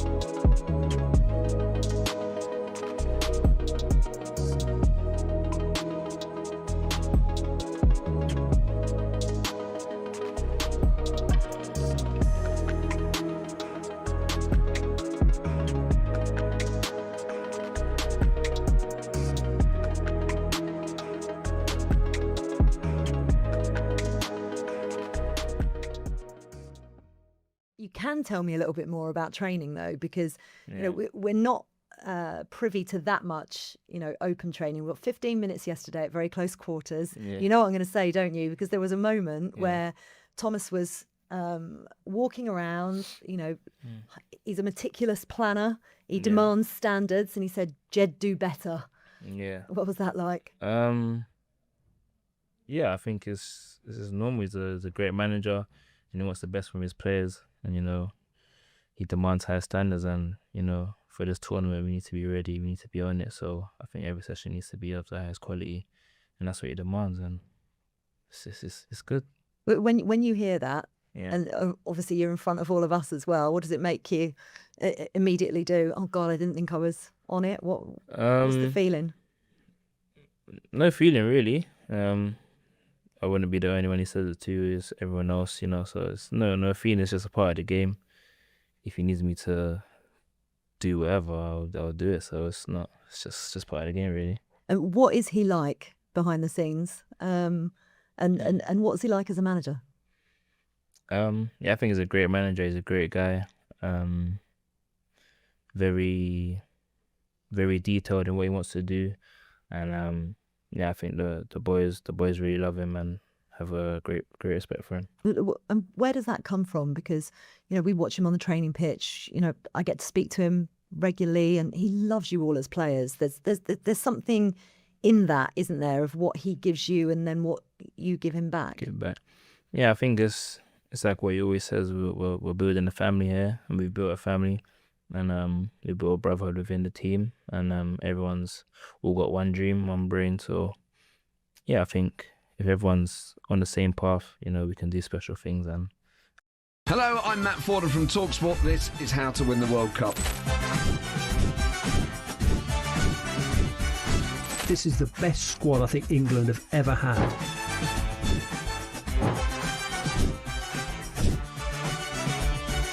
He used to love America, now he doesn't. It's very sad. It was so important to succeed because of all the pressure we received. Don't jump for this one, I'm going to knock his head off. Warning, this podcast does not guarantee England will actually win anything.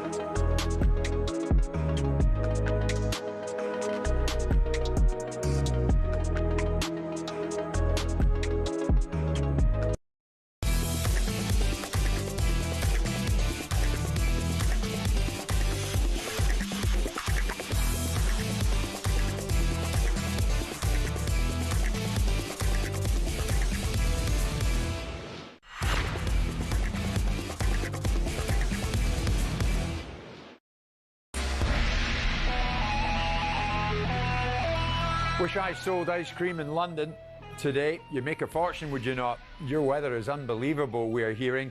Not so good over here in New York, but it's still a wonderful city and we're loving life here. That's what remember Valentine did, didn't he? Go on. Another one of your lot. He started off before he made hundreds of millions selling ice cream, Duncan Valentine. Did he? Indeed. That's good to know. One of my lot. He's a Scot. TalkSport is now available to watch live in more places than ever, including on Samsung TV+. Make sure you're tuning in for our wall-to-wall coverage throughout the World Cup. That's Samsung TV+ for TalkSport and all the sports you know and love. And you can just watch, really. Many of you are watching Simon and myself here at the World Trade Center, the 50th floor thereof. A bit of a murky day outside in this part of the world. Later on tonight, up the road in Boston, England going against Ghana. Simon, here's the thing. All the talk back home, of course, Keir Starmer has gone. Andy Burnham very much in the conversation. Is he set to be the next Prime Minister? What could an Andy Burnham premiership mean for sport in our country, Simon? Do you think it'd be a sport that would weaponise football? I mean, with Burnham expected to win a leadership challenge and become the new PM, many are working out what he'd actually stand for in number 10. So is he, probably. So where does he stand historically on sport from what you gather? Well, I think he likes sport, doesn't he? I think he's a dedicated football fan. He had strong views, didn't he? Some of them informed and some of them uninformed about the Everton situation and was very vociferous about that. So, I think he likes the sport. Whether he's going to be actively involved in the direction of travel for the sport, first of all, you're not allowed to have government involvement. So that's prohibited by UEFA. So government's overreaching and being involved in the construct of football governance is prohibited under the licensing of the federations as a result of their membership with FIFA and UEFA. Whatever views he may or may not have had in the past, I think they're unlikely to be visited on anything in real terms. I mean, he might try to play to the gallery. He might try to suggest that he can move England fixtures from at Wembley Stadium to around the country. I'm not majorly averse to that. I do think there's something wonderful, whether it's in London or if we're in Birmingham, I don't care. Wembley Stadium forms part of the makeup of the reasons why English football is held in such significant revere, because it's got this image of Wembley Stadium. If you ask footballers around the world where they think of in England, they think of Wembley Stadium, they think of the FA Cup. So all this sort of playing to the gallery stuff about wanting to obviously level things up with the North. Let's see how he does, because he'll be down in Westminster with the same challenges that other people have had. I know that he's a fan of the independent regulator. That's because he's a fool and doesn't understand the consequences of it. But people will work that out in the future. I'm sure all the people that are behind it and think it's a wonderful thing, when it works out, what it really will do, we'll see. I think he's an advocate of the German fan model regards ownership, if you like. He's on football ownership. Money, He said in 2021, clubs should be required to demonstrate approval by a 51% majority of registered season ticket holders before enacting any major change. The Bundesliga has been very successful, though. Well, yes, it has, but it's been dwarfed domestically and financially. It's been very successful for what? What's it been successful with? One team winning it every year. If that's a blueprint for a successful competitive format, then wonderful. Bayern Munich win the league every single year. And of course, there's a thought process that says it's useful for their construct. Every club's made a profit. Sure. Have they? How about that? I don't know. Have they? Yeah. I don't know. I've not assessed the German framework, but that's wonderful. But one team wins the league every single year. And so with that in mind, yes, I like the idea, of course, as a former owner that lost tens of millions of pounds in football, I would like to see a landscape. Tell me how you unpick this, how you put the toothpaste back into the pot then. You've opened up this global Premier League. You've made it into an unprecedented success. All the best players in the world predominantly are playing in English football. All the best managers want to manage in English football at some time. How are you going to unwind that then? How are you going to tell an owner that spent £1.5 billion? By the way, forget about what you've spent. These guys now make the big decisions. The guys that buy their season tickets. Now, I don't think there's anything wrong with it, but you've got to unwind the structure of it, deconstruct what currently exists. How are you going to do that? So it's for the birds. It's not going to happen. Now, maybe he can have that little input outside of the Premier League. Now, go and tell the people in the Championship that have spent hundreds of millions of pounds on bankrolling football clubs and turning them into whatever they may be, but whatever they are now, are businesses that lose. I mean, what is the purpose of owning a football club, quite frankly? To lose money. What is the purpose of it? So you're going to have to I think there is a bigger question about football. I think there's some real existential threats. I think what we've just seen with Everton and Burnley is a tip of the iceberg. Wait and see. If Manchester City are to get done, if they were to get done, wait and see what happens then. Wait and see what happens with football, because to me, it appears that we might be coming to a point in football terms where it's becoming existential, the threats. So there might be a sea change, but it ain't coming from Andy Burnham. And it isn't coming from I quite like what he says about FIFA. I mean, FIFA over here undoubtedly have their critics. In 2022, Burnham said, "What did we do to deserve FIFA? The people's game should always be first to support the people, but FIFA follow the money. They haven't always been a disgrace." Yes, I realise he's sort of a Robin Lindsay, power to the people, Wolfie Smith sort of character. But the reality of it is that the game needs governance. And whether you like the governance, we'll find out what his governance looks like. We'll find out how opaque he is when he's in a situation of real power. It's one thing being the mayor of an environment where you are playing to the gallery, you address the issues are fundamental to that town. You want some better transport? I'll find a way to get it for you. You want some other facilities inside a town? I'll get them for you. Now go run a country. Let's see how good you are. But as far as his observations, we all know, we've discussed it regularly, FIFA as an opaque organisation that requires an audit from top to bottom. Yes, of course it is. But we have accepted, rightly or wrongly, that the fundamental currency in football, and we can all sit there and say how much we dislike it, but when it comes to the transfer deadline day, when it comes to which players getting paid what, the biggest viewing figures of most broadcasters are when transfers are being done. The figures go through the ceiling because they want to see this awful display of profligacy and decadence in its worst form of how much money XYZ player has been bought for. Now tell me how you're going to control that. Now tell me how you're going to unwind the structure of the old geezer walking down the road from the factory, doing his rattle, wanting to celebrate his team. Do you think he becomes Prime Minister? Tragically, yes. Will he be a Prime Minister who weaponises football? They all use sport. Everyone uses sport, whether you like it or you don't. The challenge for us is he wasn't elected. The constitution of a Labour Party allows him to be put in control of his own party and then subsequently elected as a Prime Minister. Any material changes from his manifesto that aren't predicated by world events like wars, like tax changes, should be viewed very dimly. He'll probably call a general election if he's got anything about him, and then we'll have this awful concoction of a pact between him and that village idiot, Zach Polanski, which we should all be terrified of. And that's your view. And that's my view. One day you've got to say what you mean, Simon. And I'll keep it to myself. OK, we're coming up to 2:30 back home in a blisteringly hot UK. It is 9:30 in the morning with us here in New York on the day that England going against Ghana.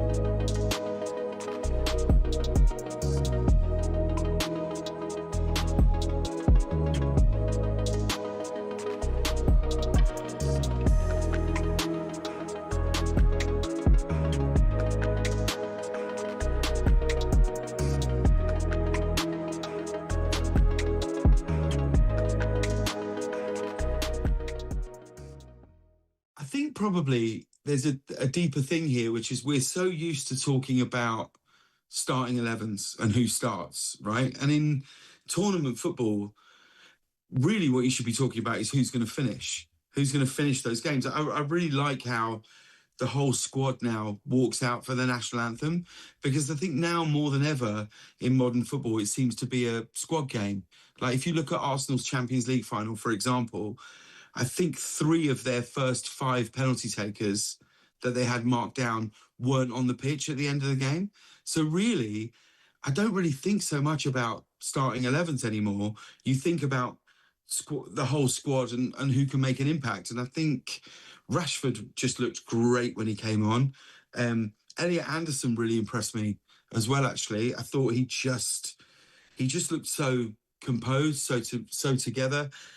Gay was a shock. I'm sure you were surprised by that as well. I just thought he was nailed on to start. I was sort of thinking, who's going to start alongside Gay, really?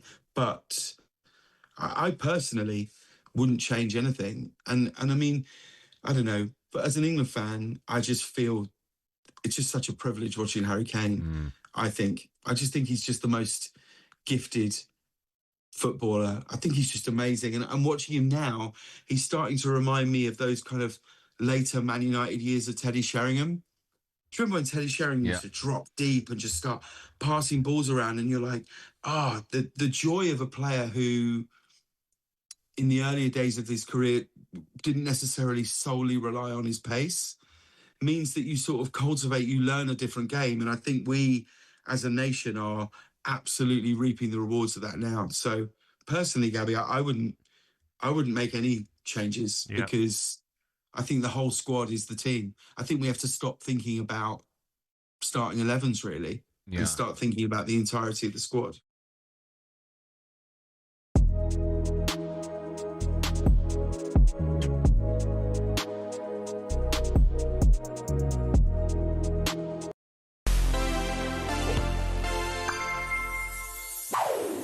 So Geoff Hurst is a name that's synonymous with the World Cup, especially in England.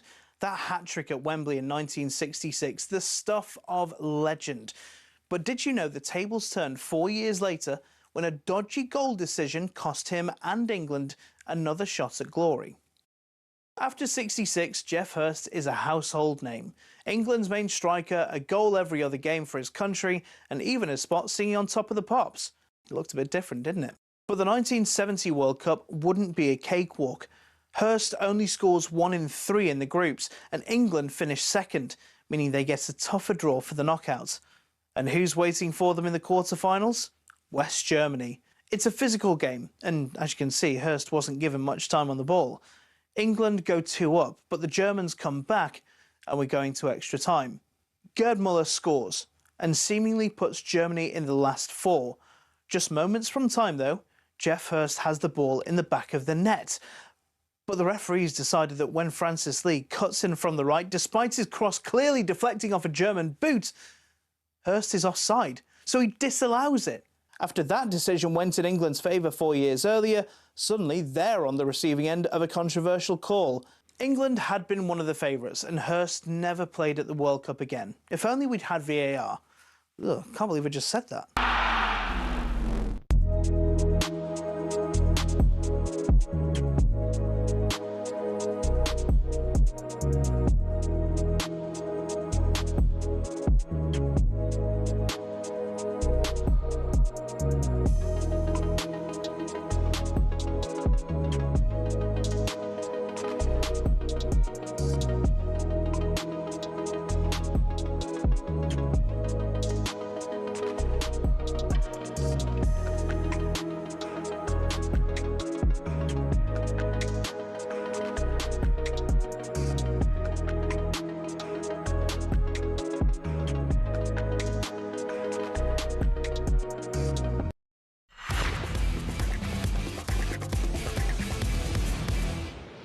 World Cup Game Day Sports Bar preview on TalkSport. Brought to you by Burger King Burger Buddies. Total tournament satisfaction delivered by the experts. Order now on the BK app.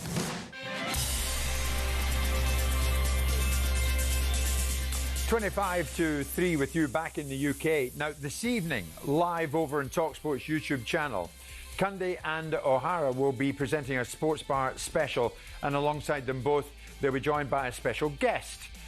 We will reveal who that is later on in World Cup Game Day. And here's who they both want to join them tonight. There's a third party. It's either between Carlton Cole or Ray Parlour. And we got to choose. I'm going to go for Coley. So he got to do it up at ex-Chelsea.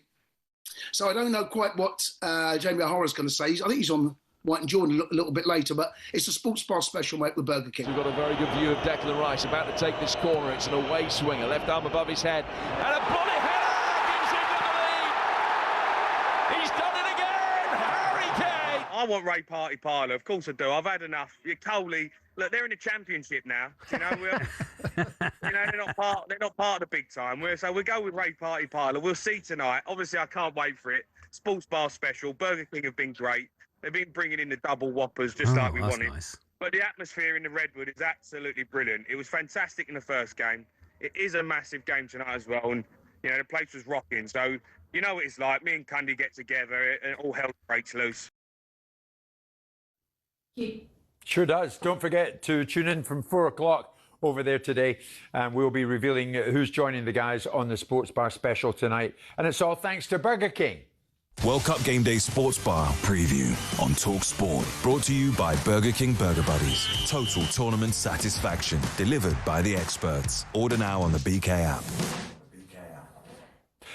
Who do you think should join them? Zippy from Rainbow, did you say? At the right level, yeah. Okay. Each to their own, I guess.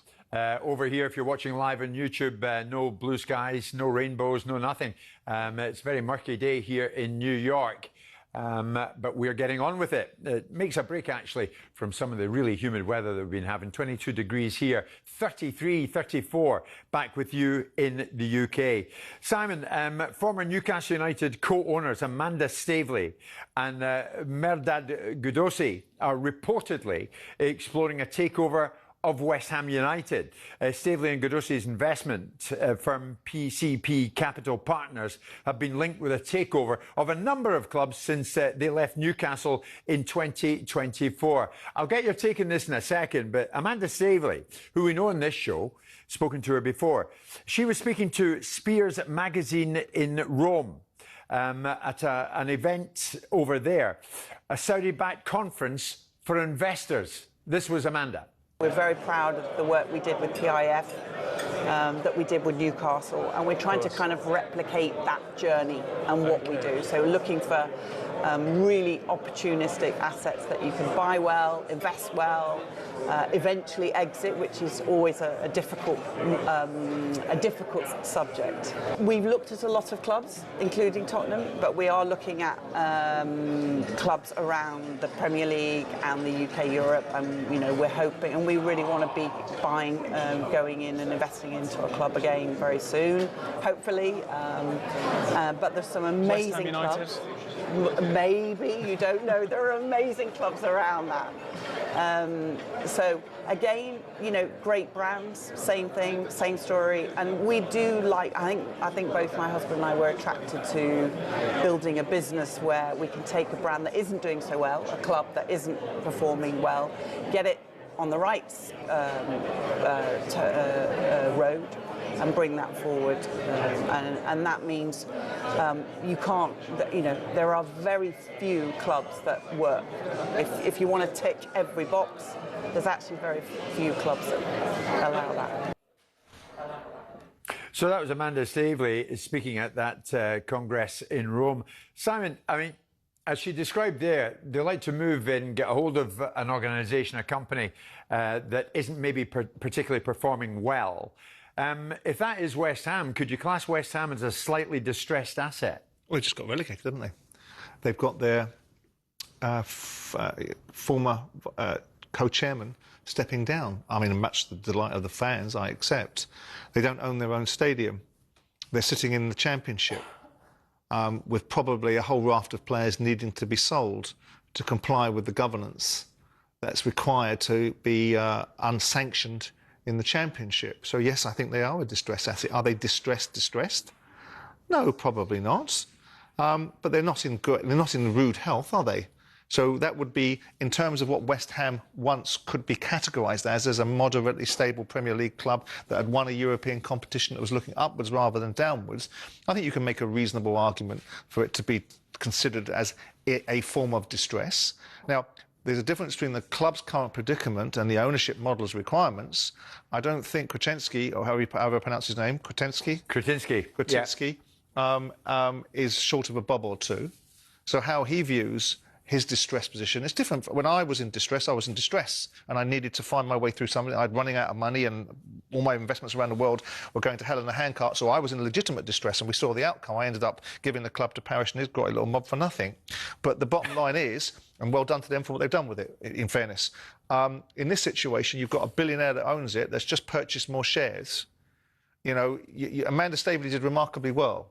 You know, irrespective of what I think of her and what I think other people might think of her, she did remarkably well to get herself in between the wall and the wallpaper, had a decent Rolodex, and deliver an outcome, perhaps with Mike Ashley's money funding her. I've always been impressed by Amanda.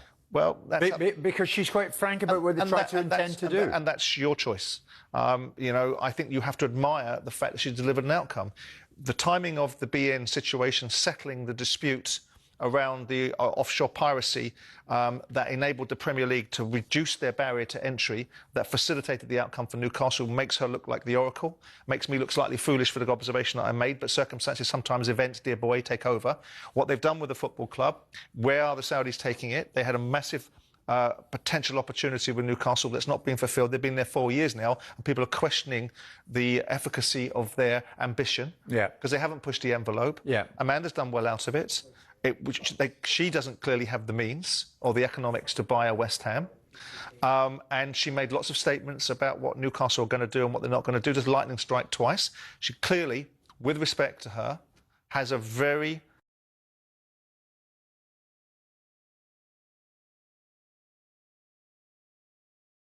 she's in a position, she's done well, she delivered an outcome for Newcastle, and she must be praised for that, very forthright in her dealing with it. Whether that's going to translate into her having the relationships, because they don't have the money. They don't have the money to go and buy a 2, 3, 4, 500 million pound football club. They'll have to gear it, leverage it, and find partners to come alongside them to do it. And find themselves in a position where maybe they can make some money out of it. So to that end, Simon, do you think there is a degree of substance in her company, PCP Capital Partners, and West Ham? I doubt it.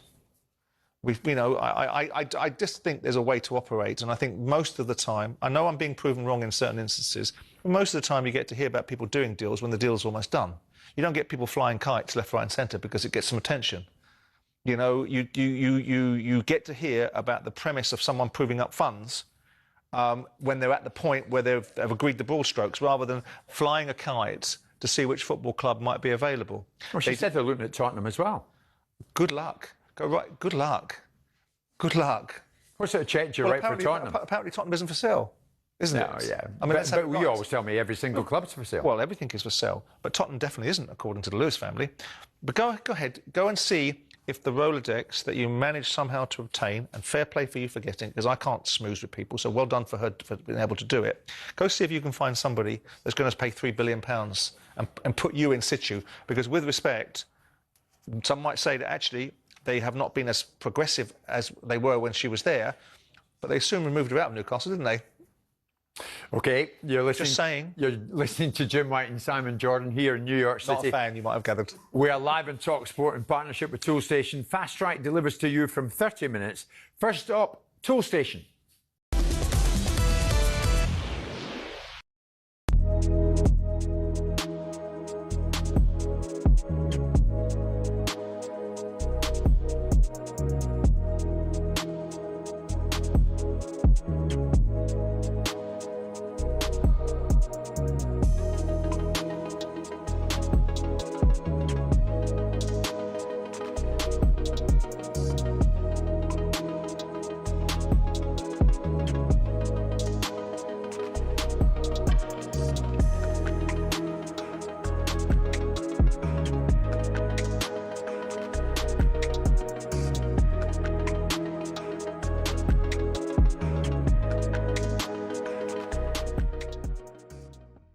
This is Olivia Bazaglo.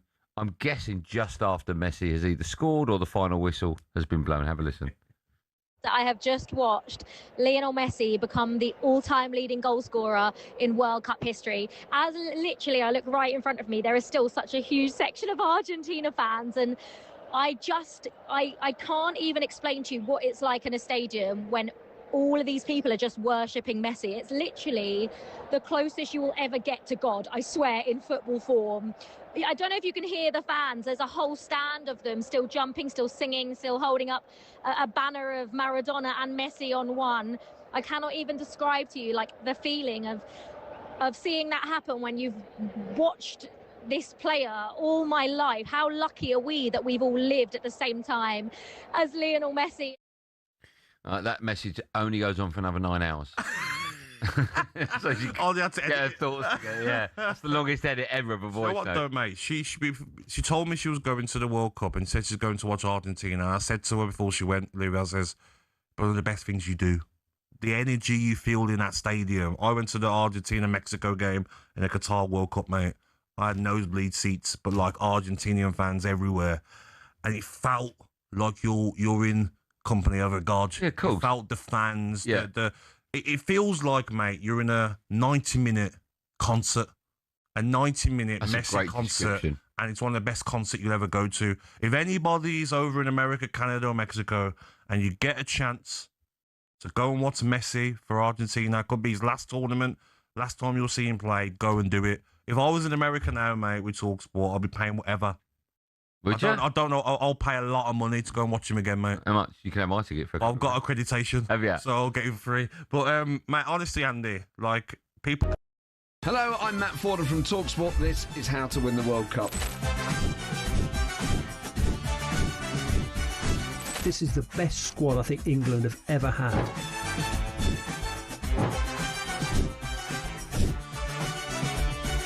He used to love America, now he doesn't. It's very sad. It was so important to succeed because of all the pressure we received. Don't jump for this one, I'm going to knock his head off. Warning, this podcast does not guarantee England will actually win anything.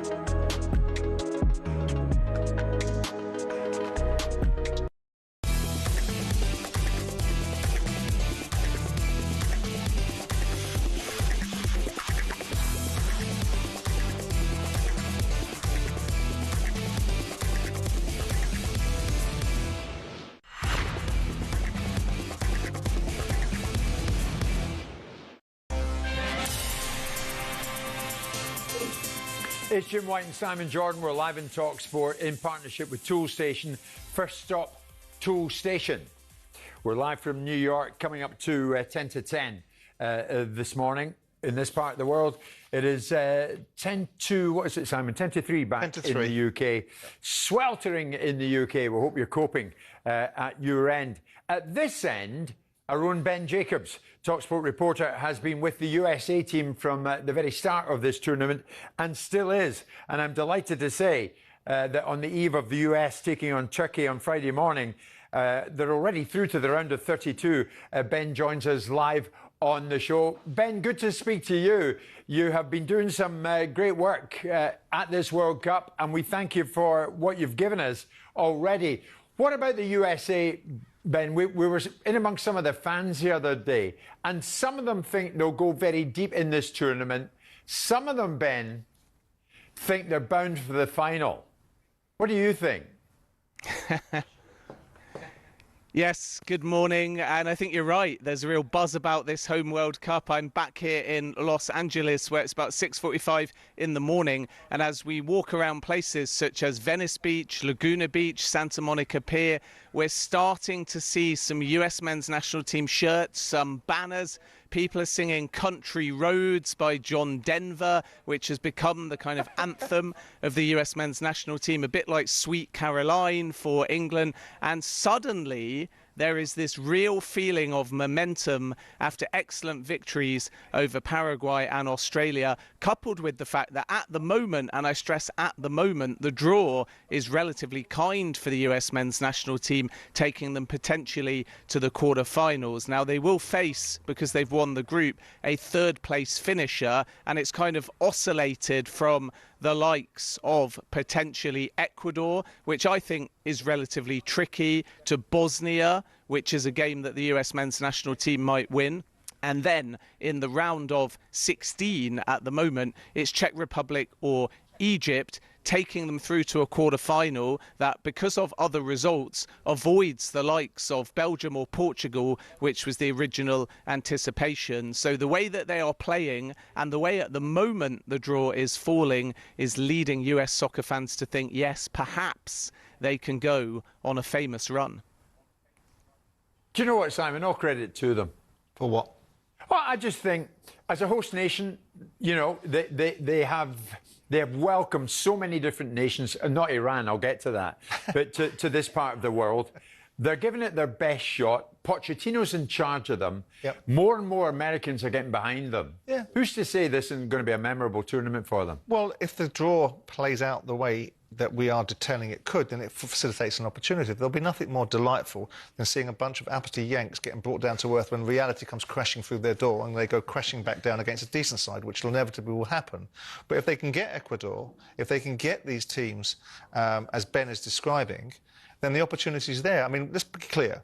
The Australians were poor in that game. The Paraguayans were worse. So the group stage has enabled America to build up some momentum. And I want the USA to do well.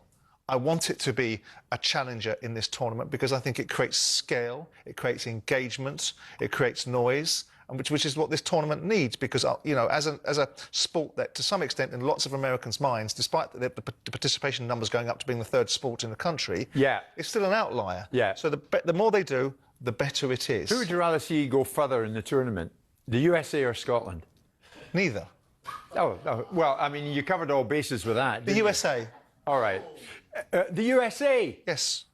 Oh, my God. It's their home tournament. At times, honestly. Ben, listen, I want to get back to you, and sorry for diverting off in Simon's direction there for a moment. You have got out of your bed super early in LA for us, and I want to thank you for that. Ben, earlier this week, Iran held 10-man Belgium to a 0-0 draw. Before the match, their coach, Amir Galanoy, has claimed that he has been shunned by the 47 other managers at this World Cup. And, of course, we know Iran's predicament at this particular time. Galanoy said, I haven't had any reaction from any other manager. He says, I haven't heard from any of the other coaches. The World Cup, our grievances are to do by the way the World Cup organisers have behaved towards us. They're busy. The other managers are busy with their own teams, but we haven't received any kind of word from any of them. I would have done it. In other words, he's saying, I would have supported Iran in this current predicament, based in Mexico, flying in, flying out. Is he right to have had that expectation, Ben? Well, I think Iran haven't had much solidarity generally from FIFA, from the US government. We can't really speak to what other managers are saying. They're focused on their own World Cup teams. And naturally, the managers that he's meeting face-to-face are up against him. So I wouldn't expect much interaction. But what I would say is that Iran's logistics have made this an incredibly difficult tournament, and it's turned this into a real political hot topic. You've got fans inside the stadium, by the way, that are not supporting Iran either, not the Americans who are booing or are reacting because of the war in Iran, but also the Iranian Americans who, particularly here in Los Angeles, there's a part of Los Angeles that's called Tehrangeles because there's many Iranian Americans, and they are predominantly the monarchists, and they think that this Iranian national team stands for the regime. You have Azmoun, one of the most famous players that's not here, essentially because he was shaking hands and taking photographs with the wrong people, including the ruler of Dubai. So he was not selected. Again, a reflection of the fact that if you've got the wrong political disposition, you're not part of this Iranian national team. So it's not as clear cut as just support Iran on the football side, because there is an affiliation with this team and the regime, and it's up for a healthy debate. And I can understand to an extent why the footballers and managers don't want to get involved. And yet they've done okay in both of their games so far. They might go through. There is a pathway potentially under one scenario where they face the US. And I sympathise at a football level with the fact that FIFA have not made this easy for them, and the Iranian national team are having to come and go at such a level of fluctuation that at some point in this tournament it probably will affect how far they can go. But other managers, naturally, including Darren Baisley, the English manager of New Zealand, didn't really want to be drawn on the politics. And it can be as disruptive, remember, for those that face Iran as well, because they're having to face the managers as many political as football questions. Actually, to your credit, Ben, you've managed to pull off one of the interviews of the World Cup tournament so far, when you managed to get a hold of the head of the White House World Cup Committee Task Force, Andrew Giuliani, and you pushed him on Iran. Have a listen. There certainly are some unique challenges that we have to deal with, but the truth is we've been planning for this, not just for 15 months, but really focused on kind of some of those issues since the tournament schedule got announced, right? We knew by December 6th, December 7th that the Iranians would be playing in Los Angeles. We've known that they'd qualified since about September of last year. President wrote an executive order allowing the players into the country, even though there'll be some officials that won't be able to come in. There certainly won't be fans coming from Iran. But what an amazing opportunity for Iranian Americans here in one of the largest areas for the Iranian American population in Los Angeles to be able to enjoy their country and what that means for them, able to enjoy their national team. Ben, it's interesting. The Iranians themselves sent their own message to the Americans, did they not? When they left a handwritten message in their World Cup dressing room after the draw with Belgium, referencing the victims of a US missile strike.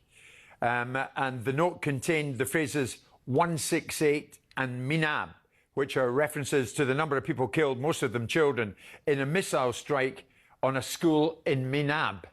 And that was handwritten, pinned to the wall, and left for the Americans, Ben.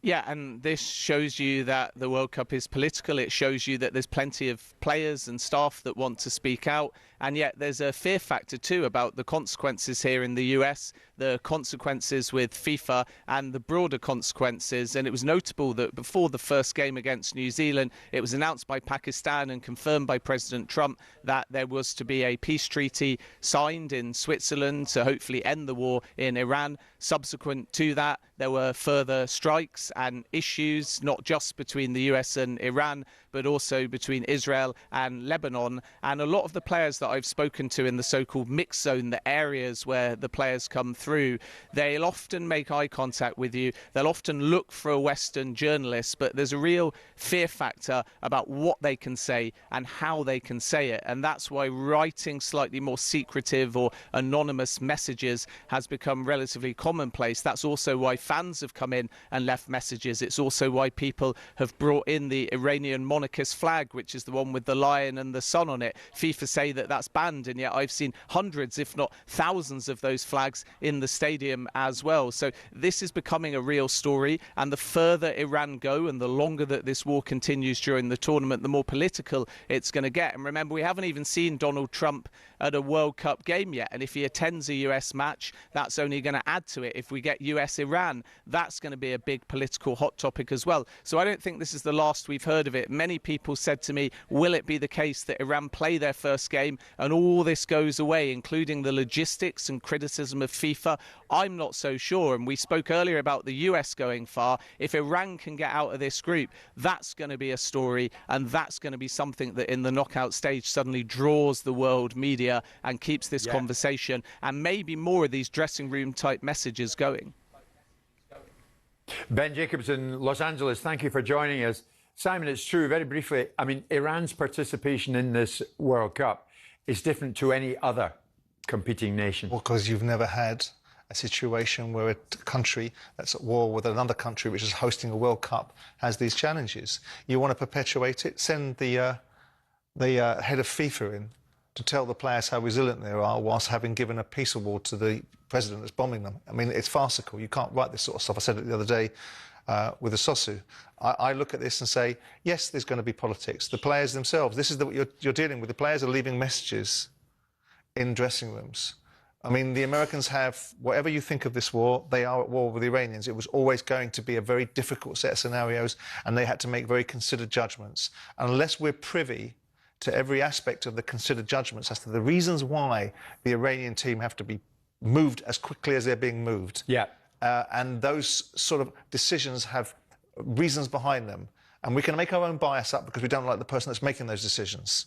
But if there is legitimate reasons behind it, there are legitimate reasons behind it, and there's nothing that we could do that can suggest that there's a difficulty that can be overcome just like that. One country's at war with another. That's the challenge. It is 3 o'clock with you back home in the UK, at 10 o'clock with us in the morning here in New York City, and we are live on TalkSport.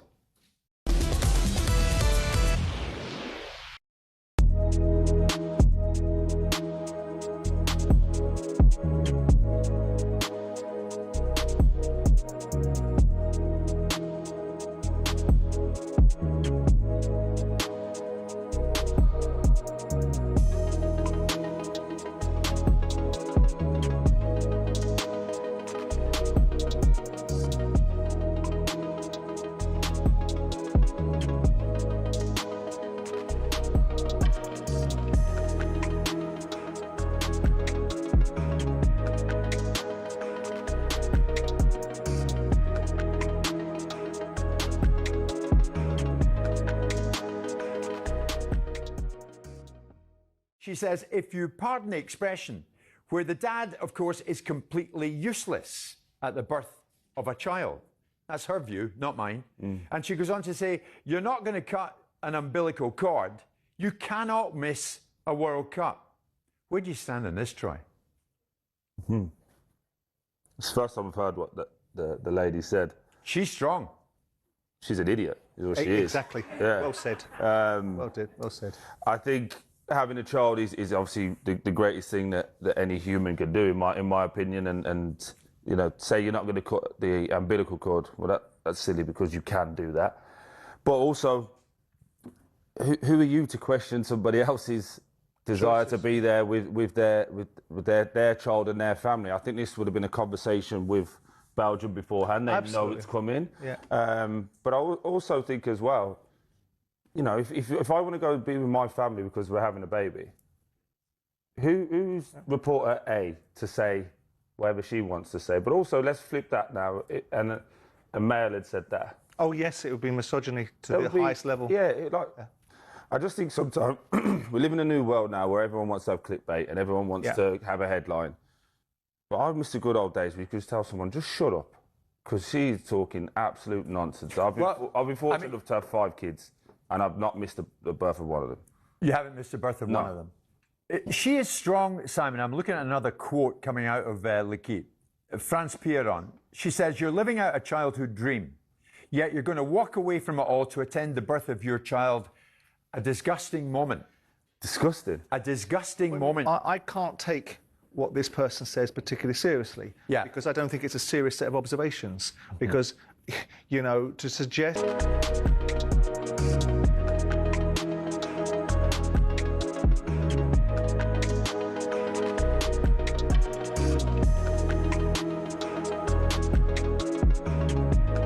Talk Sport.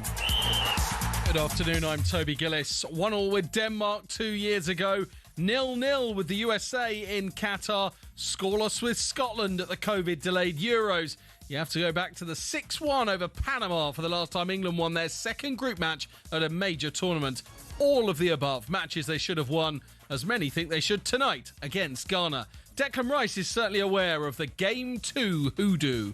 So important. I think Harry touched base on it earlier that the last few tournaments we've obviously drawn our second games, and obviously tomorrow's not a time for that. You know, we know tomorrow's going to be a really tough game against good opposition with strong players, so we need to be on it from the first whistle. We saw France impacted by the first big weather delay of the tournament last night. Could Boston for England be the same? Some reports say there's a possibility of lightning, but Fox Weather's Hayley Meyer told us she doesn't see any issues for the game against Ghana. England versus Ghana probably has the highest chance of some rain working its way in, but nothing like we saw with France. And honestly, the pitch shouldn't even be that wet like we were looking at with Norway yesterday over in New York, New Jersey either. So England, Ghana, all the build-up to full commentary starts here on TalkSport from 7. Pressure continues to build on Steve Clarke to unleash Ben Gannon-Doak on Brazil tomorrow. Defeat leaves Scotland waiting on other results to qualify as a best third-place finisher. You won't miss a kick off Scotland-Brazil with TalkSport tomorrow. And no breakdown in the relationship between Brendan McCullum and Ben Stokes, according to the head coach. He's spoken for the first time publicly since it was revealed that the captain will return for Thursday's third test with New Zealand after a long chat with Stokes this morning. It's always been about what we think is right for English cricket. How do we keep pushing this team forward? How are we able to try and galvanise the group and make sure that we're the best version of ourselves on the field? And I know he's excited about the week that's coming. I'm also excited about the week that's coming as well. TalkSport weather with QuickFit. This summer, treat yourself to Bridgestone Turanza All-Season 6 tyres with a 25,000 mileage guarantee. Book today at quickfit.com. Conditions apply. Starting with the news, schools to shut or close early as the temperature soars and MPs consider bids to stop Burnham from entering number 10 unchallenged. Sinead will be back with more at 30:30. And now your weather. Hot and humid with strong sunshine in England and Wales. Hot but slightly cloudier across Scotland and Northern Ireland, and some light wind too. Hello.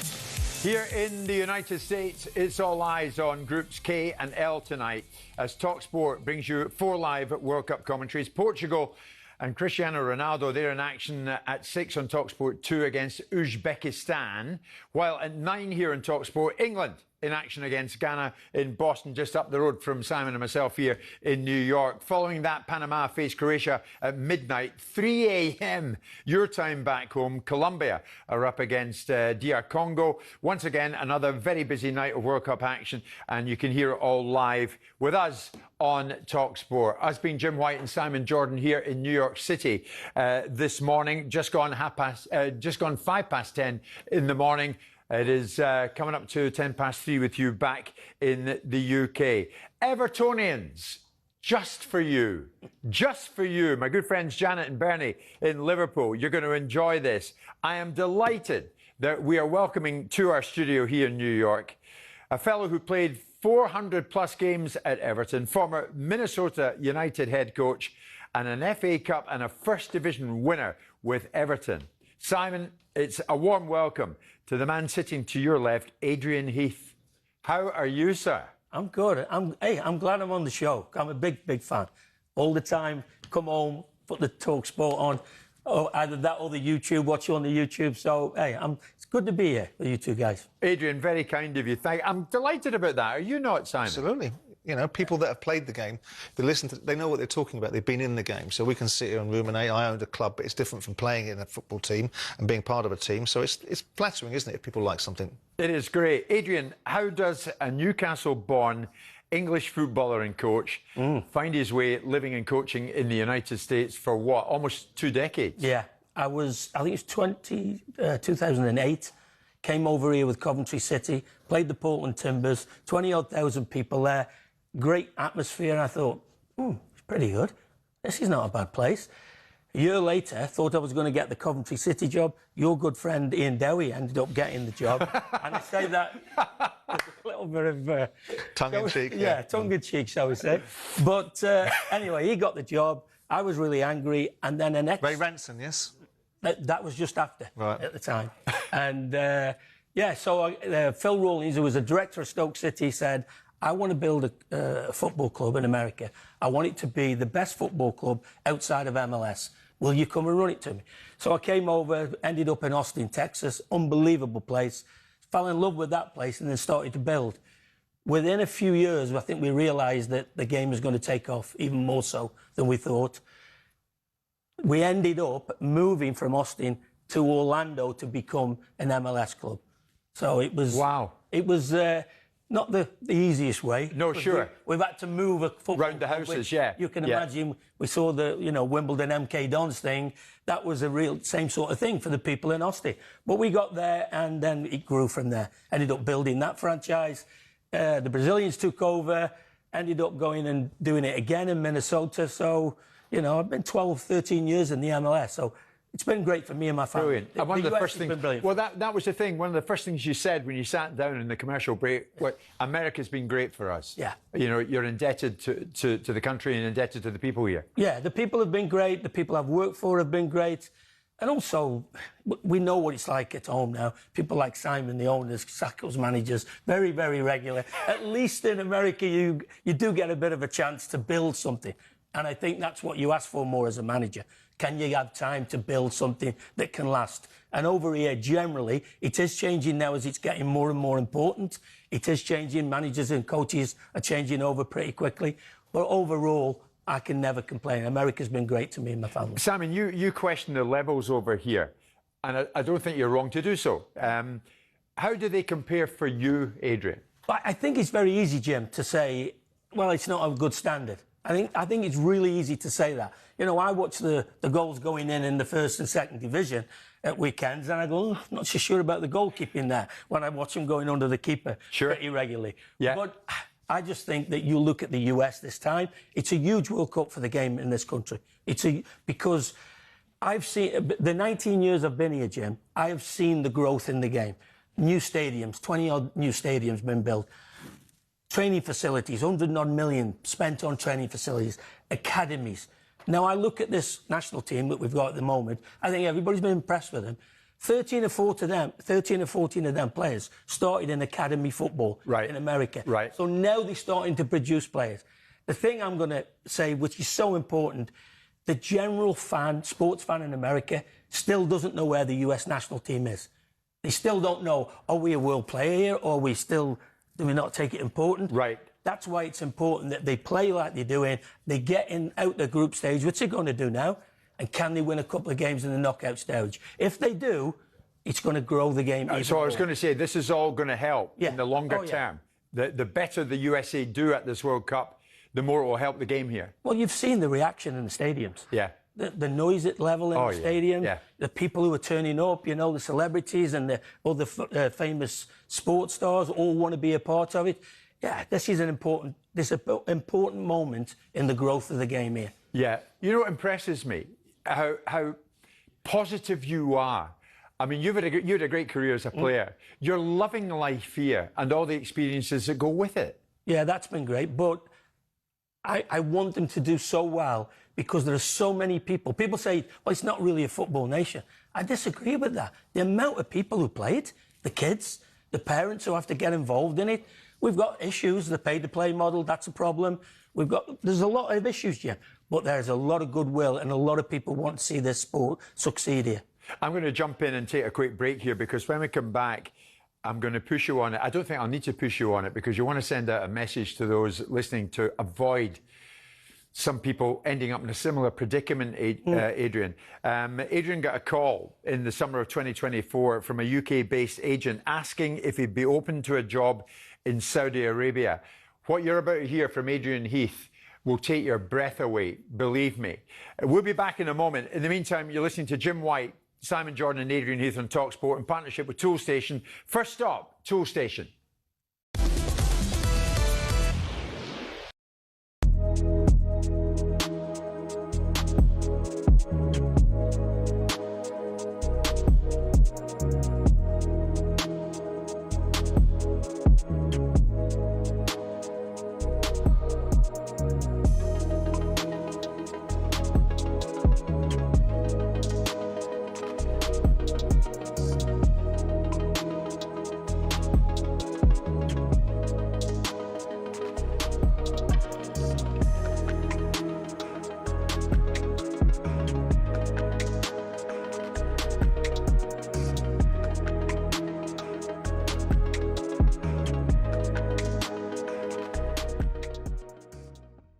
Now, earlier in the show, we asked the all-important question.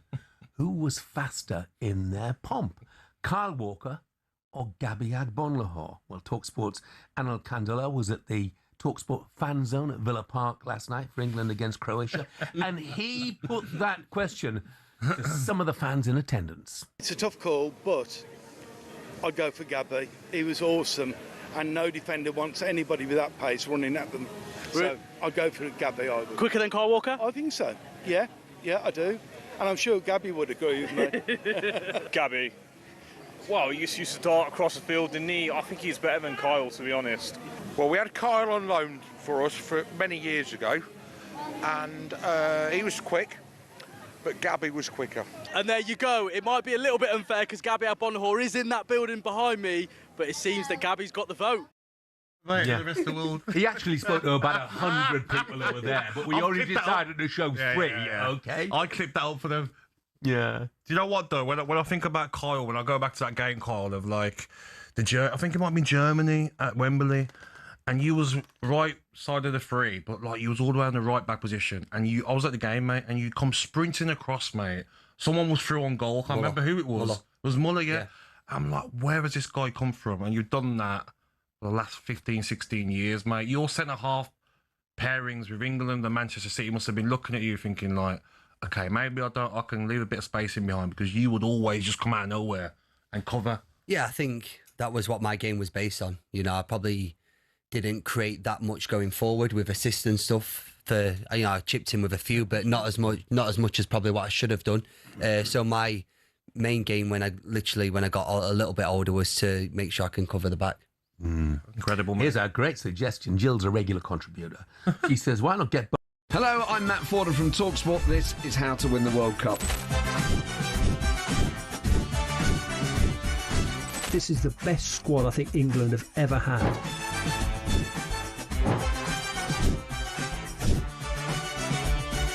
He used to love America, now he doesn't. It's very sad. It was so important to succeed because of all the pressure we received. Don't jump for this one, I'm going to knock his head off. Warning, this podcast does not guarantee England will actually win anything.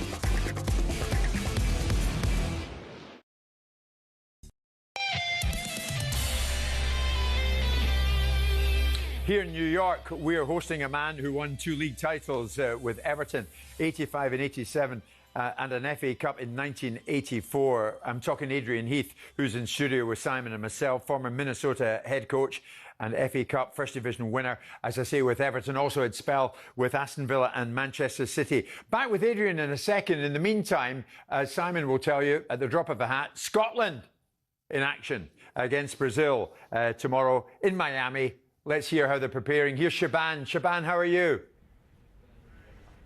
Jim, very well, thank you. Good to hear from you. Simon, we were out yesterday at the Miami Marlins at the baseball game with a number of Scotland fans all sending you their love. Honestly, that's what they said. Now, we're of course at Inter Miami for Scotland's open training session ahead of playing Brazil tomorrow. It's lovely here, the home, of course, of Lionel Messi. Until recently, they just moved down the road whilst they're having a rebuild elsewhere to the new stadium.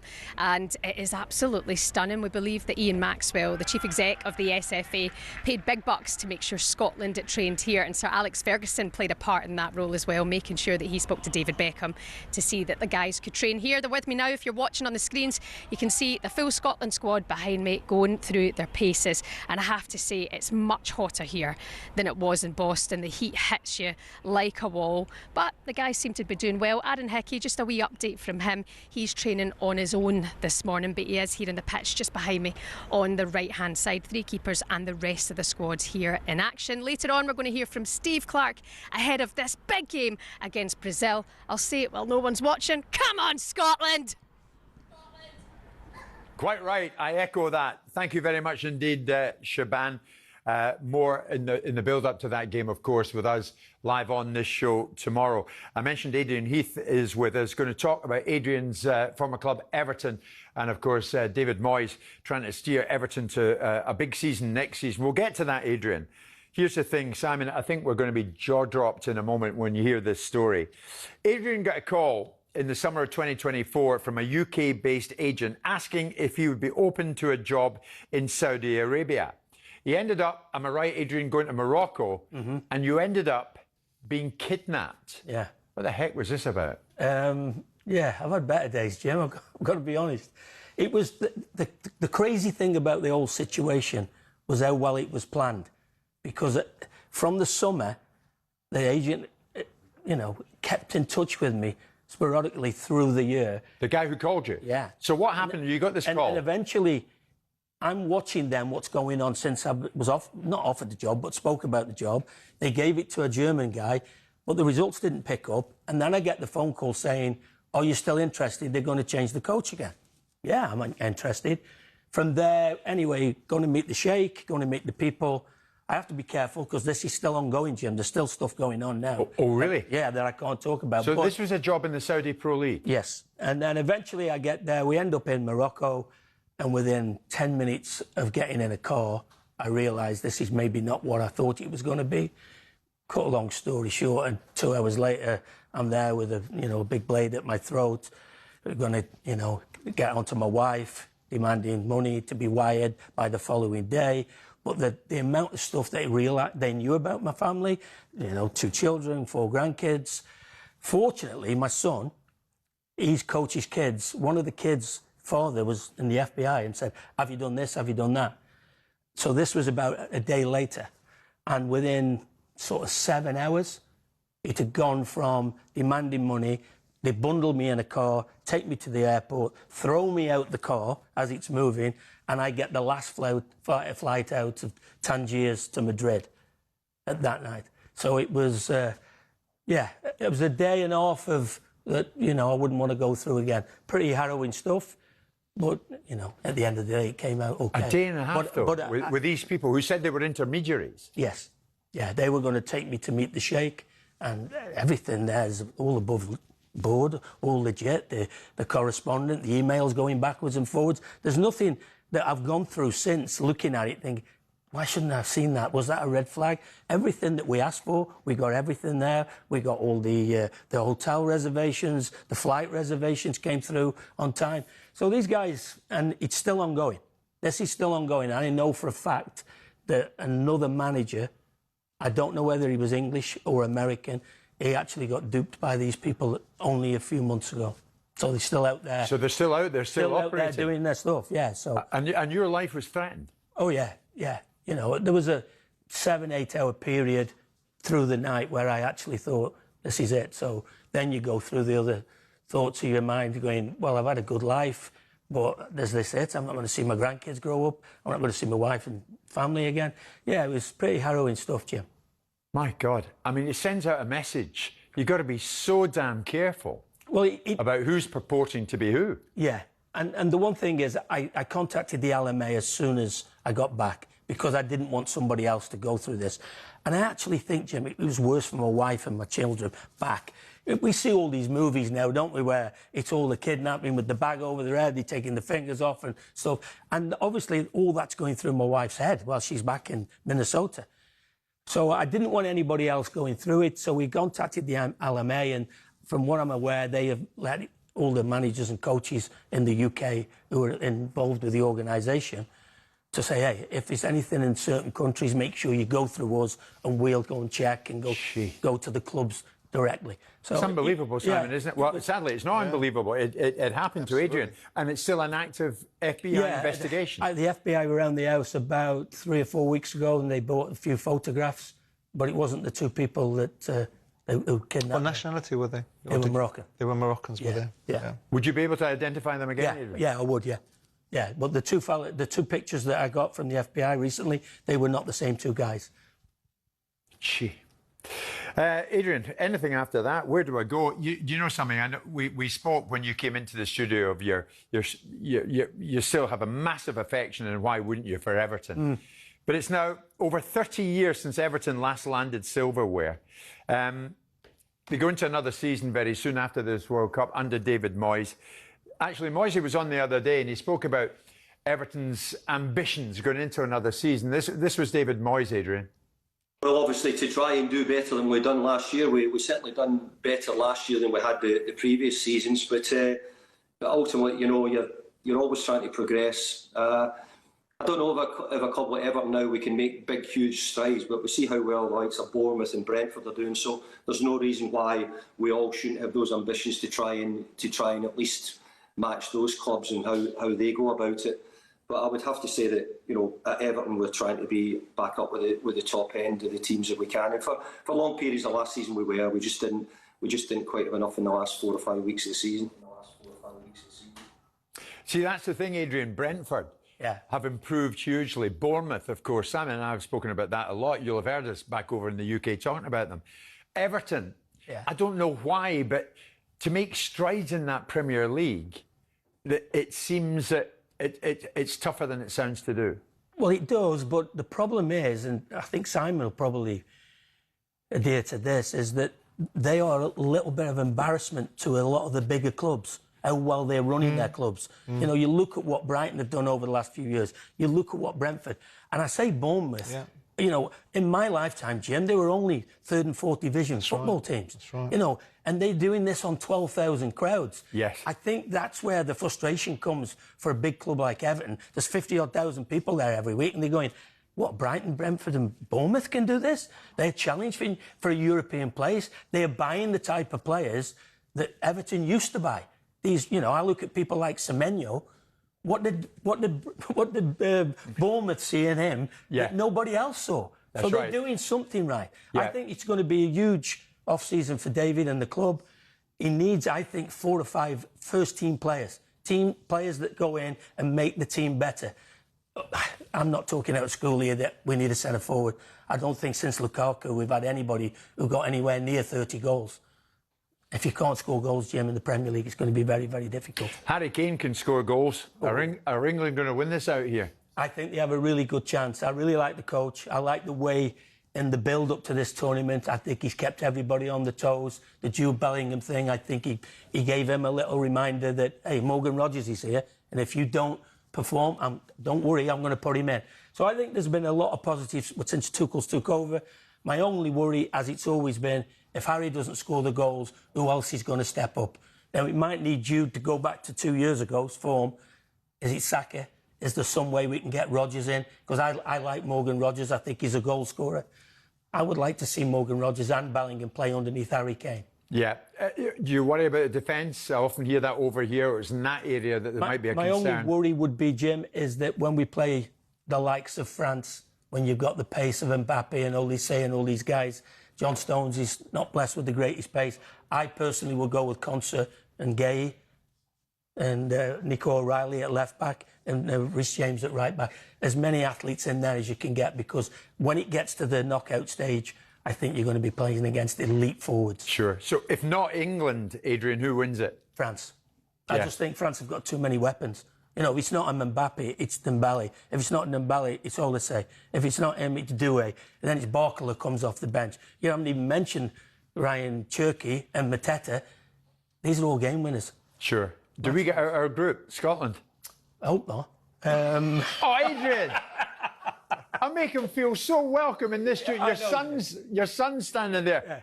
Gobsmacked you'd say that to me. I can't get away with Sharpie and Andy Gray and all them guys killing me all the time, Jim. On I know, mate. I know. No, I hope Scotland get through. That's a stuff. They've been an absolute credit to the tournament. Everybody's loved having them. I think the tournament's been great so far. Yep. And I think the Scots will enhance it if they stay. You've been great for us. I can't thank you enough for making your effort. Your son's over there behind the production people in here in studio. The production people. I'm a Joe and Susan and Finn. Adrian, thank you. It's great seeing you today. And I love it that you tune in so often when he and I are on back home. Yeah, I like somebody with opinions, and this guy's got plenty, hasn't he? Oh, has he not? You're not so bad yourself. Oh. Adrian Heath with us live on TalkSport. It's 3:30 at home. It's bacon at home, Adrian. It's coming up to 10:30 this morning here in New York, and we're live in TalkSport.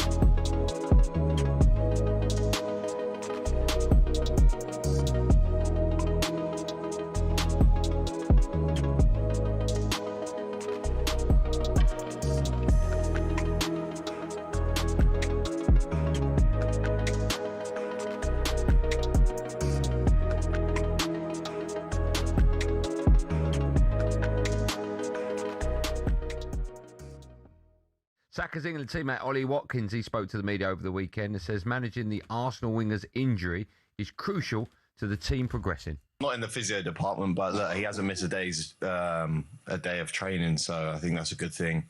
I think he's played so many games throughout these last few years. You can see because he's a crucial player for Arsenal and very important because you know he's a top quality player and he brings quality to the pitch for Arsenal and England. I think he's very important, as everyone can see. So I think, managing, niggles going into a competition is very important. You know, for the later stages, you need important players like him to be ready to play and step up when called upon. So, yeah, to play with him, I've only played with him a handful of times, but he's very unselfish and, that's perfect as a striker, someone who's always looking for you. And I feel like he makes always the right decision as a footballer. Whenever he receives the ball, he's going to always make the right decision, and I think that's the hardest thing to do in football. How important is Saka? Do you want him to start tomorrow night? Because I thought the difference between him and Noni Madueke was big, understandably. Yeah. It's difficult, isn't it? Because he has come out and said that he's fine to start, but it's about the injury. An Achilles injury you have to be careful with. I would start him tomorrow, and then why can't you bring him off at half-time like Spain did with Lamine Yamal? Yeah. I think when he come on, he showed. Madueke, listen, very good player. When he gets into certain positions, it's the wrong pass or it's the wrong shot, and he smashes at shots. But that same positions, that Saka's more likely to score, to make the right pass. So I think there's a total difference between the both players. I will start him because as much as you want to make sure players are okay for the latter rounds, you still need to be in a rhythm of playing games. So I would start him and then bring him off. Declan Rice, I wouldn't. I think hamstring's different. I agree with you. You don't want that going. No, you don't. That pops you in a world of and it'd be a trouble. big miss, mate. Yeah, if you lose him for the whole tour. If we're going to Brazil-Portugal games, maybe, you need Declan Rice in there 100%.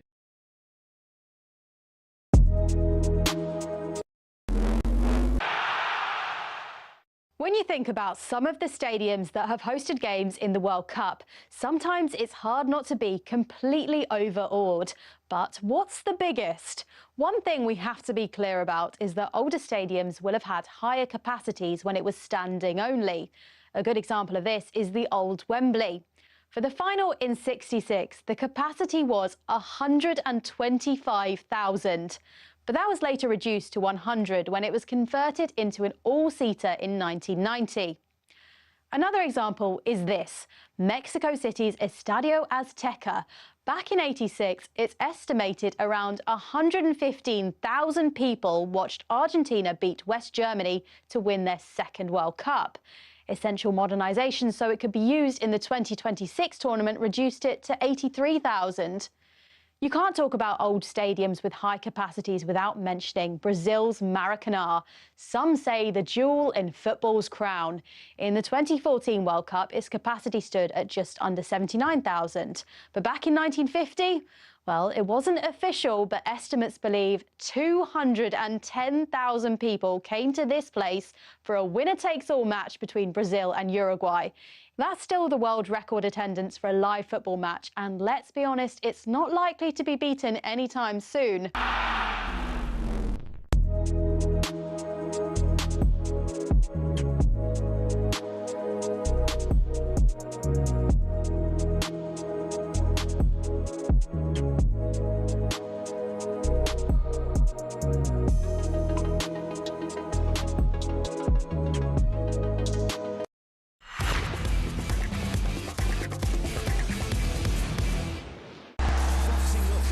TalkSport with DAZN, the global home of boxing. Sign up now at dazn.com/boxing.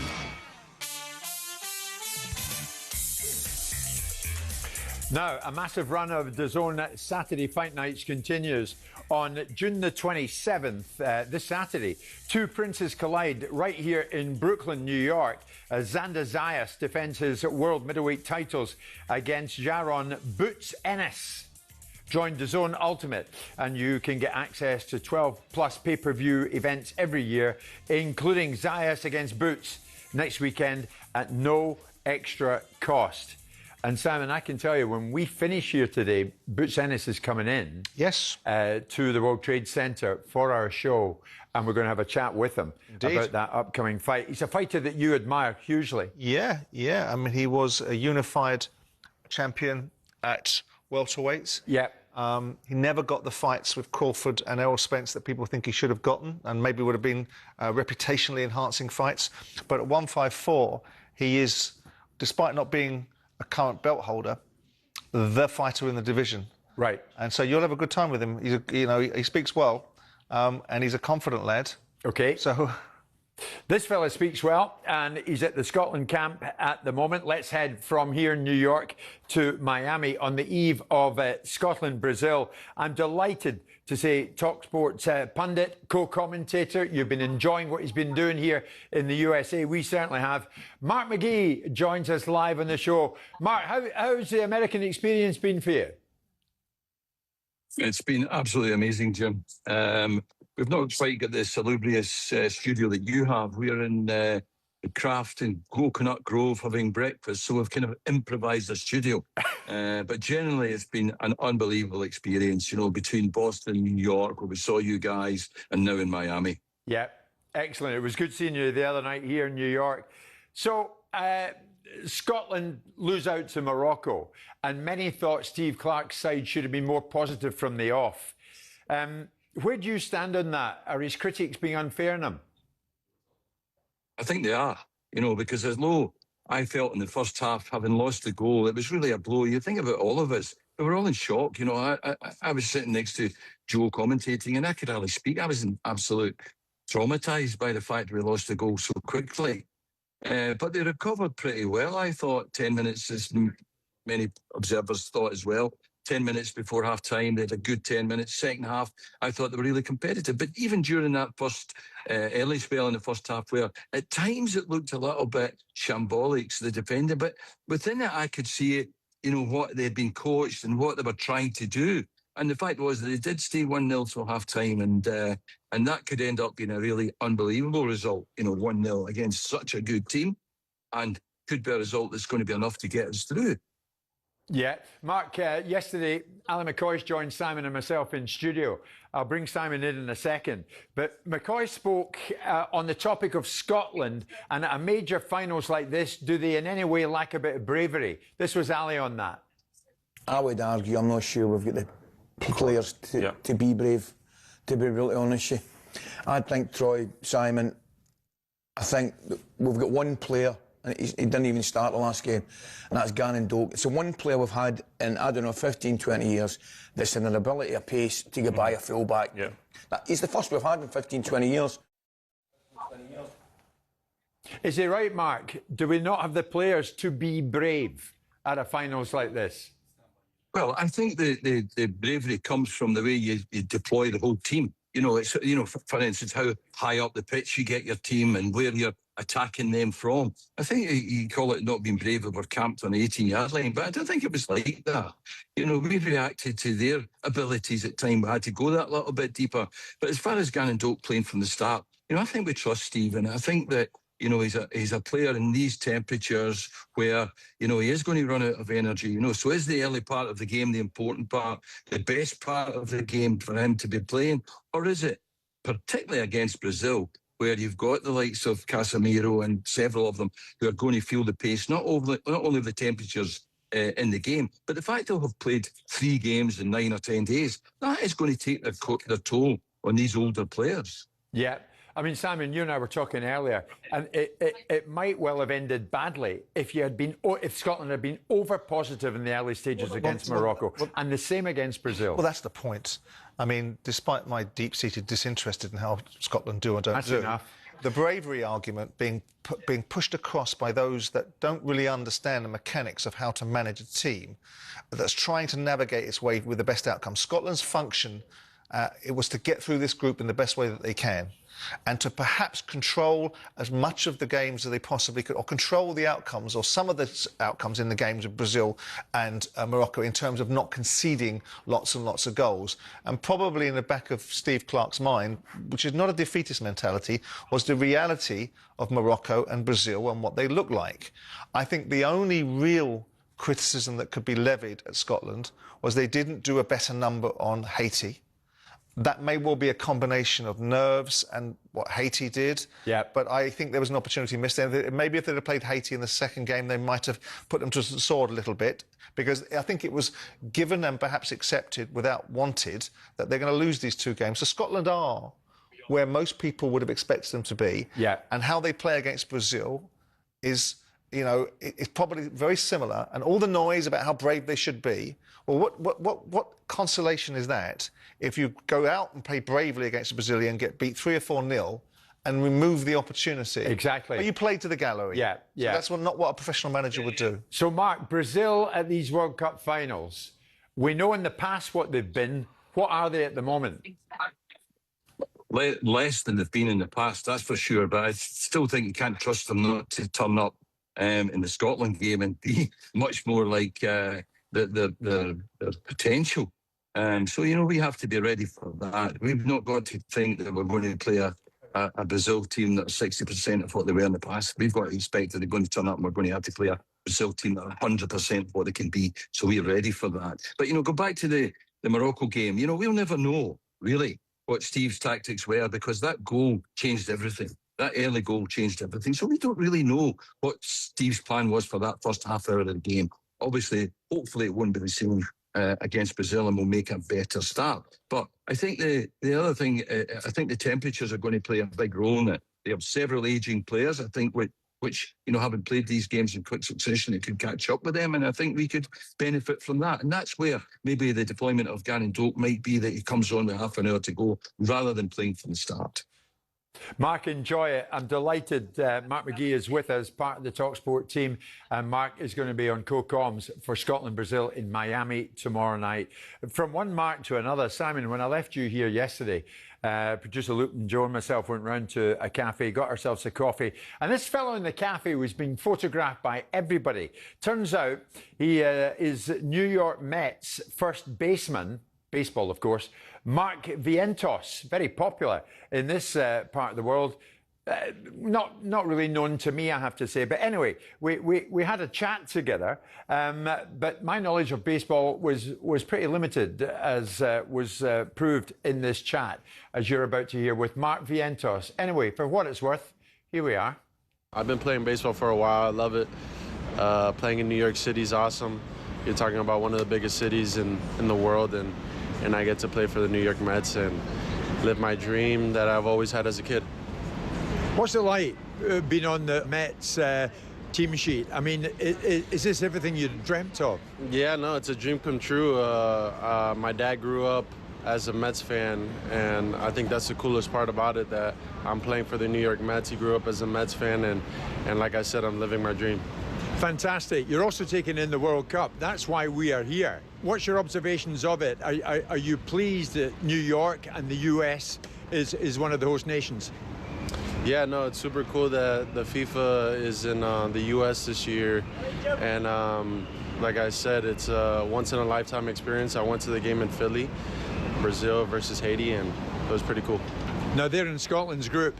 And Scotland, and you probably tell I'm Scottish, we need to get some kind of result against Brazil. What were your observations on Brazil? Brazil was a pretty good team. I mean, I'm not super familiar with the sport, but like just by watching how skilled they were, it was a fun match to watch. Have you been watching? The Scotland fans have been doing well in this country. They've made a good name for themselves. No, I'm excited for them. I hope they do well. Appreciate you. Have a good one. Good to meet you.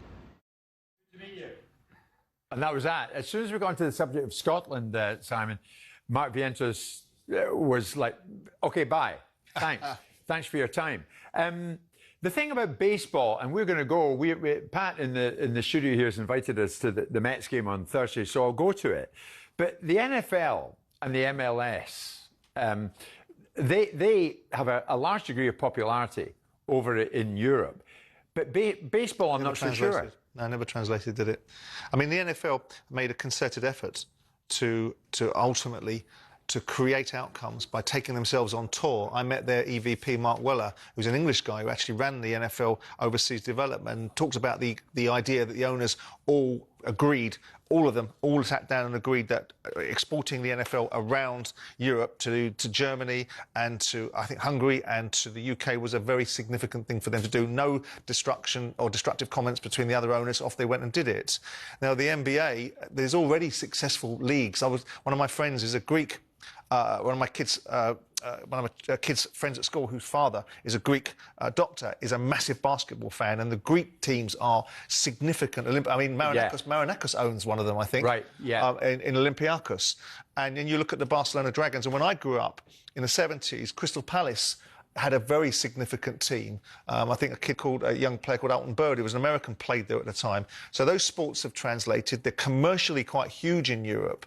But baseball, whether it's because you've got sports like cricket that have dominated some of those particular spaces, or whether the longevity of the baseball game, because it's a long game, 9 innings is a long game, has not been able to translate. And now what it's doing, with respect to some of these iconic images of the past, and I went to see teams when I lived over here years ago and watched baseball, and I quite enjoy it. They are now losing their foothold, not in broadcasting terms, but they're now not the third most participated sport behind the NBA and the NFL. They're behind football, or soccer, as these guys want to call it. So you look at some of these players and how much money they're getting paid, and the achievements of the Barry Bonds of the past that had these ridiculous averages. Yeah. But still a great sport. You'll enjoy it. Okay, thank you. Well, when I see Mark Vientos standing on first base, I'll shout, Mark, remember me? You're like, nope, never seen you before in my life. It's Jim White and Simon Jordan, live in TalkSport in partnership with Toolstation. Fast Track delivers to you from 30 minutes. First stop, Toolstation.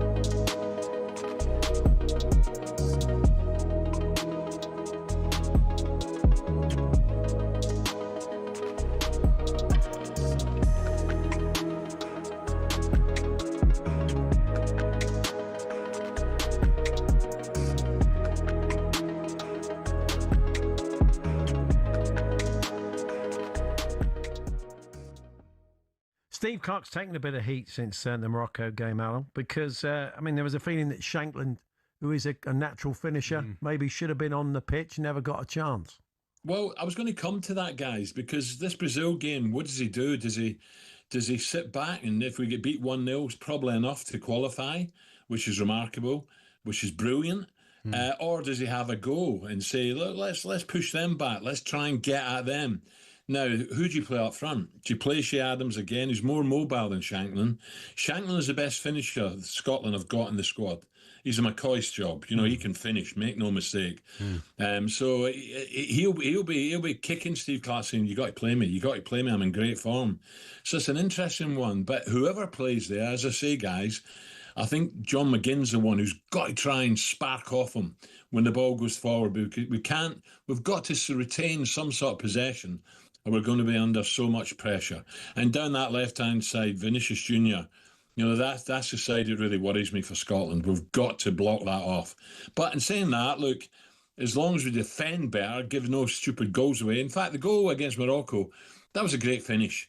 I'm not going to whinge and say, how can you lose a goal that early? It was a great finish. It was an offside decision. He pushed up when he shouldn't have done, and we got punished. After that, second half, we were great. I thought Christie came on and done well. And I thought the boy from Norwich done well.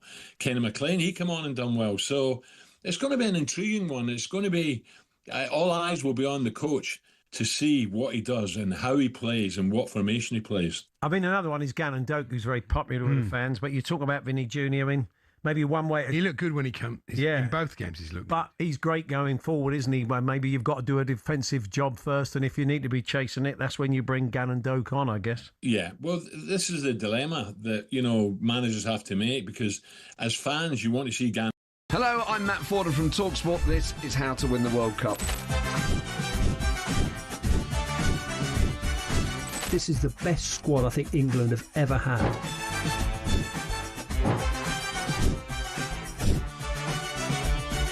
He used to love America, now he doesn't. It's very sad. It was so important to succeed because of all the pressure we received. Don't jump for this one, I'm going to knock his head off. Warning, this podcast does not guarantee England will actually win anything.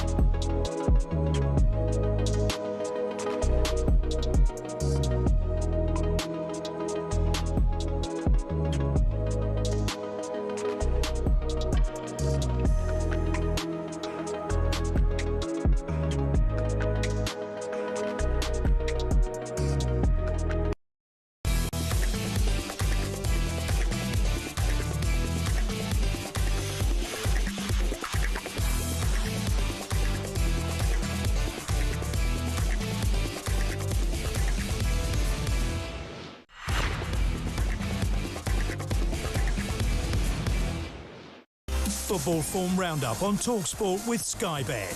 The world's gone football. Get in on it with Sky Bet. 18 plus, gambleaware.org. Okay, time now to catch up on the odds thanks to Sky Bet. We're joined by Ross Williams from Micah Shinners, I should say, from Sky Bet to look at today's football and discuss the latest odds round and about them. Michael, good to speak to you as always, mate. Where do we start? Of course, we start with England-Ghana. Yeah, we have to do, to be honest, Jim. And England, strong favourites, as you would expect, 1-6 to win the game later on this evening, UK time. Ghana, 15-1. It's 13-2, the draw. But I guess, you know, a lot of conversations around Harry Kane and how good he was in the first game. We had a super boost on the first game, that one when he scored. This time, it's all you need, a shot on target in the first half, and we boosted that to even money. So, doesn't even have to score, Jim. Just a shot on target from Harry Kane in the first half, and we're boosting that out to even money. Even money, okay. Incidentally, Simon, what's your score prediction tonight? England-Ghana. 3-0. 3-0. My good. What would you offer on that? That's some scoreline, is it not, Michael? Yeah, I mean, it's certainly. It'd be one of the popular ones, I would imagine, Jim. I mean, you would expect England to win and be pretty, and to be a pretty comfortable win, as you would have thought. But I think I don't think you'll get rich, but I think it's a fair shout. What about the Golden Boot? Where are you at with that? Yeah, I mean, to be honest, all the big boys have come out to play. Lionel Messi, he's got 5 so far. He's 17-10, just in front of Kylian Mbappe at 9-5. Then Haaland, who's also got 4, 11-2, and Harry Kane on 2. He's 6-1. I guess the key is going to be: are these players going to be playing in that last game? When you assume England win today, when they're all sort of safe and into the next round. But at the moment, Lionel Messi heads the market with ourselves. Okay, and a 4-fold. Do you want to explain that to me? Yeah, obviously we had the 4 fancied teams all won yesterday in their group games. Same again today. Colombia, England, Portugal, Croatia, 21-10, so just over 2-1. You've got some really short price favourites in this. I suppose the one team who potentially who might find things a little bit trickier, Colombia against the Democratic Republic of Congo. They're the biggest price at 1-2. But if you think all those 4 will win, just over 2-1, 21-10. Okay. Michael, thank you very much indeed. That was a look at the latest odds, and it's thanks to Sky Bet. 18+, gambleaware.org. Football Form Roundup on TalkSport with Sky Bet. Download the Sky Bet app and get in on it with Sky Bet. 18+, gambleaware.org. I was thinking about that Adrian Heath story about being kidnapped. Yeah. Thinking about someone kidnapping you. They wouldn't have difficulty finding you, would they? Because you announce every single day that we're on the 17th floor of the news building or the 50th floor of the World Trade Center. Yeah. But I imagine after the 57th edition of that, there is no doubt. Yes. They would send you back free of charge, I suspect. Oh, I see. That was nice. But if I was a kidnapped target, I'm making it known to my potential kidnappers as to where they can pick me up Indeed. and when. Yeah, and after you've regaled them of that, there is no doubt, for the 575th time, yes, they probably would have sent you back. OK, thank you very much indeed for that. England-Ghana tonight. A final line from you, being a proud Englishman, as you constantly tell me. What do you want to see? I mean, the performance is important, the result's important, but what do you want to see from them? Start as you finished. Start as you finished the Croatian game. Control it a little bit better. Make sure that the gaps between the midfield, central midfield players and the defensive 2 centre-backs isn't the same as it was against the Croatians. And finish as you started. Start on the front foot. Take the lessons of the second half, start them in the first half. And put this opposition to the sword, put them away as quickly as you possibly can, and then rotate. So if you can get, I mean, this is not being disrespectful to Ghana, they've got some good players out there, but if you can get the game done and out of sight within 60, 70 minutes, you can rotate players. You can rotate players for the third game. You can put the Ivan Tonys on the field. You can give them some value. So get it done. Be good. Build upon the block that we've built upon the building blocks that we started in the Croatian game. Okay. You know, keep the momentum going. OK, that is later on, of course, live commentary on TalkSport. The sun is up at last here in New York, so it's going to be a decent enough afternoon. Boots Ennis, terrific boxer, great fighter. I'm going to be speaking to him very shortly. You'll hear that chat when we return to the studio here on the 50th floor of the World Trade Center. Simon, thank you very much indeed for today. Straight after us, I have to say, Adrian Heath, you have been, if you're still listening, if you're in a car somewhere down there in New York City, you've proved to be an extremely popular guest on this show today. Evertonians, Villa fans, Manchester City fans all identify with you even yet. Straight after us, Rory Jennings and Darren Bent bring you Drive Time live from the Dial at the O2 in London alongside a very special guest. All will be revealed as to who that guest is very shortly. Oh, just dropped my phone. We're live in New York. Thanks for being with us yet again. We're back tomorrow. Remember, 1 o'clock your time in the middle of the day. 8 o'clock hours. We're getting used to these early starts. We have to, because this is what we're doing out here at the World Cup in the US.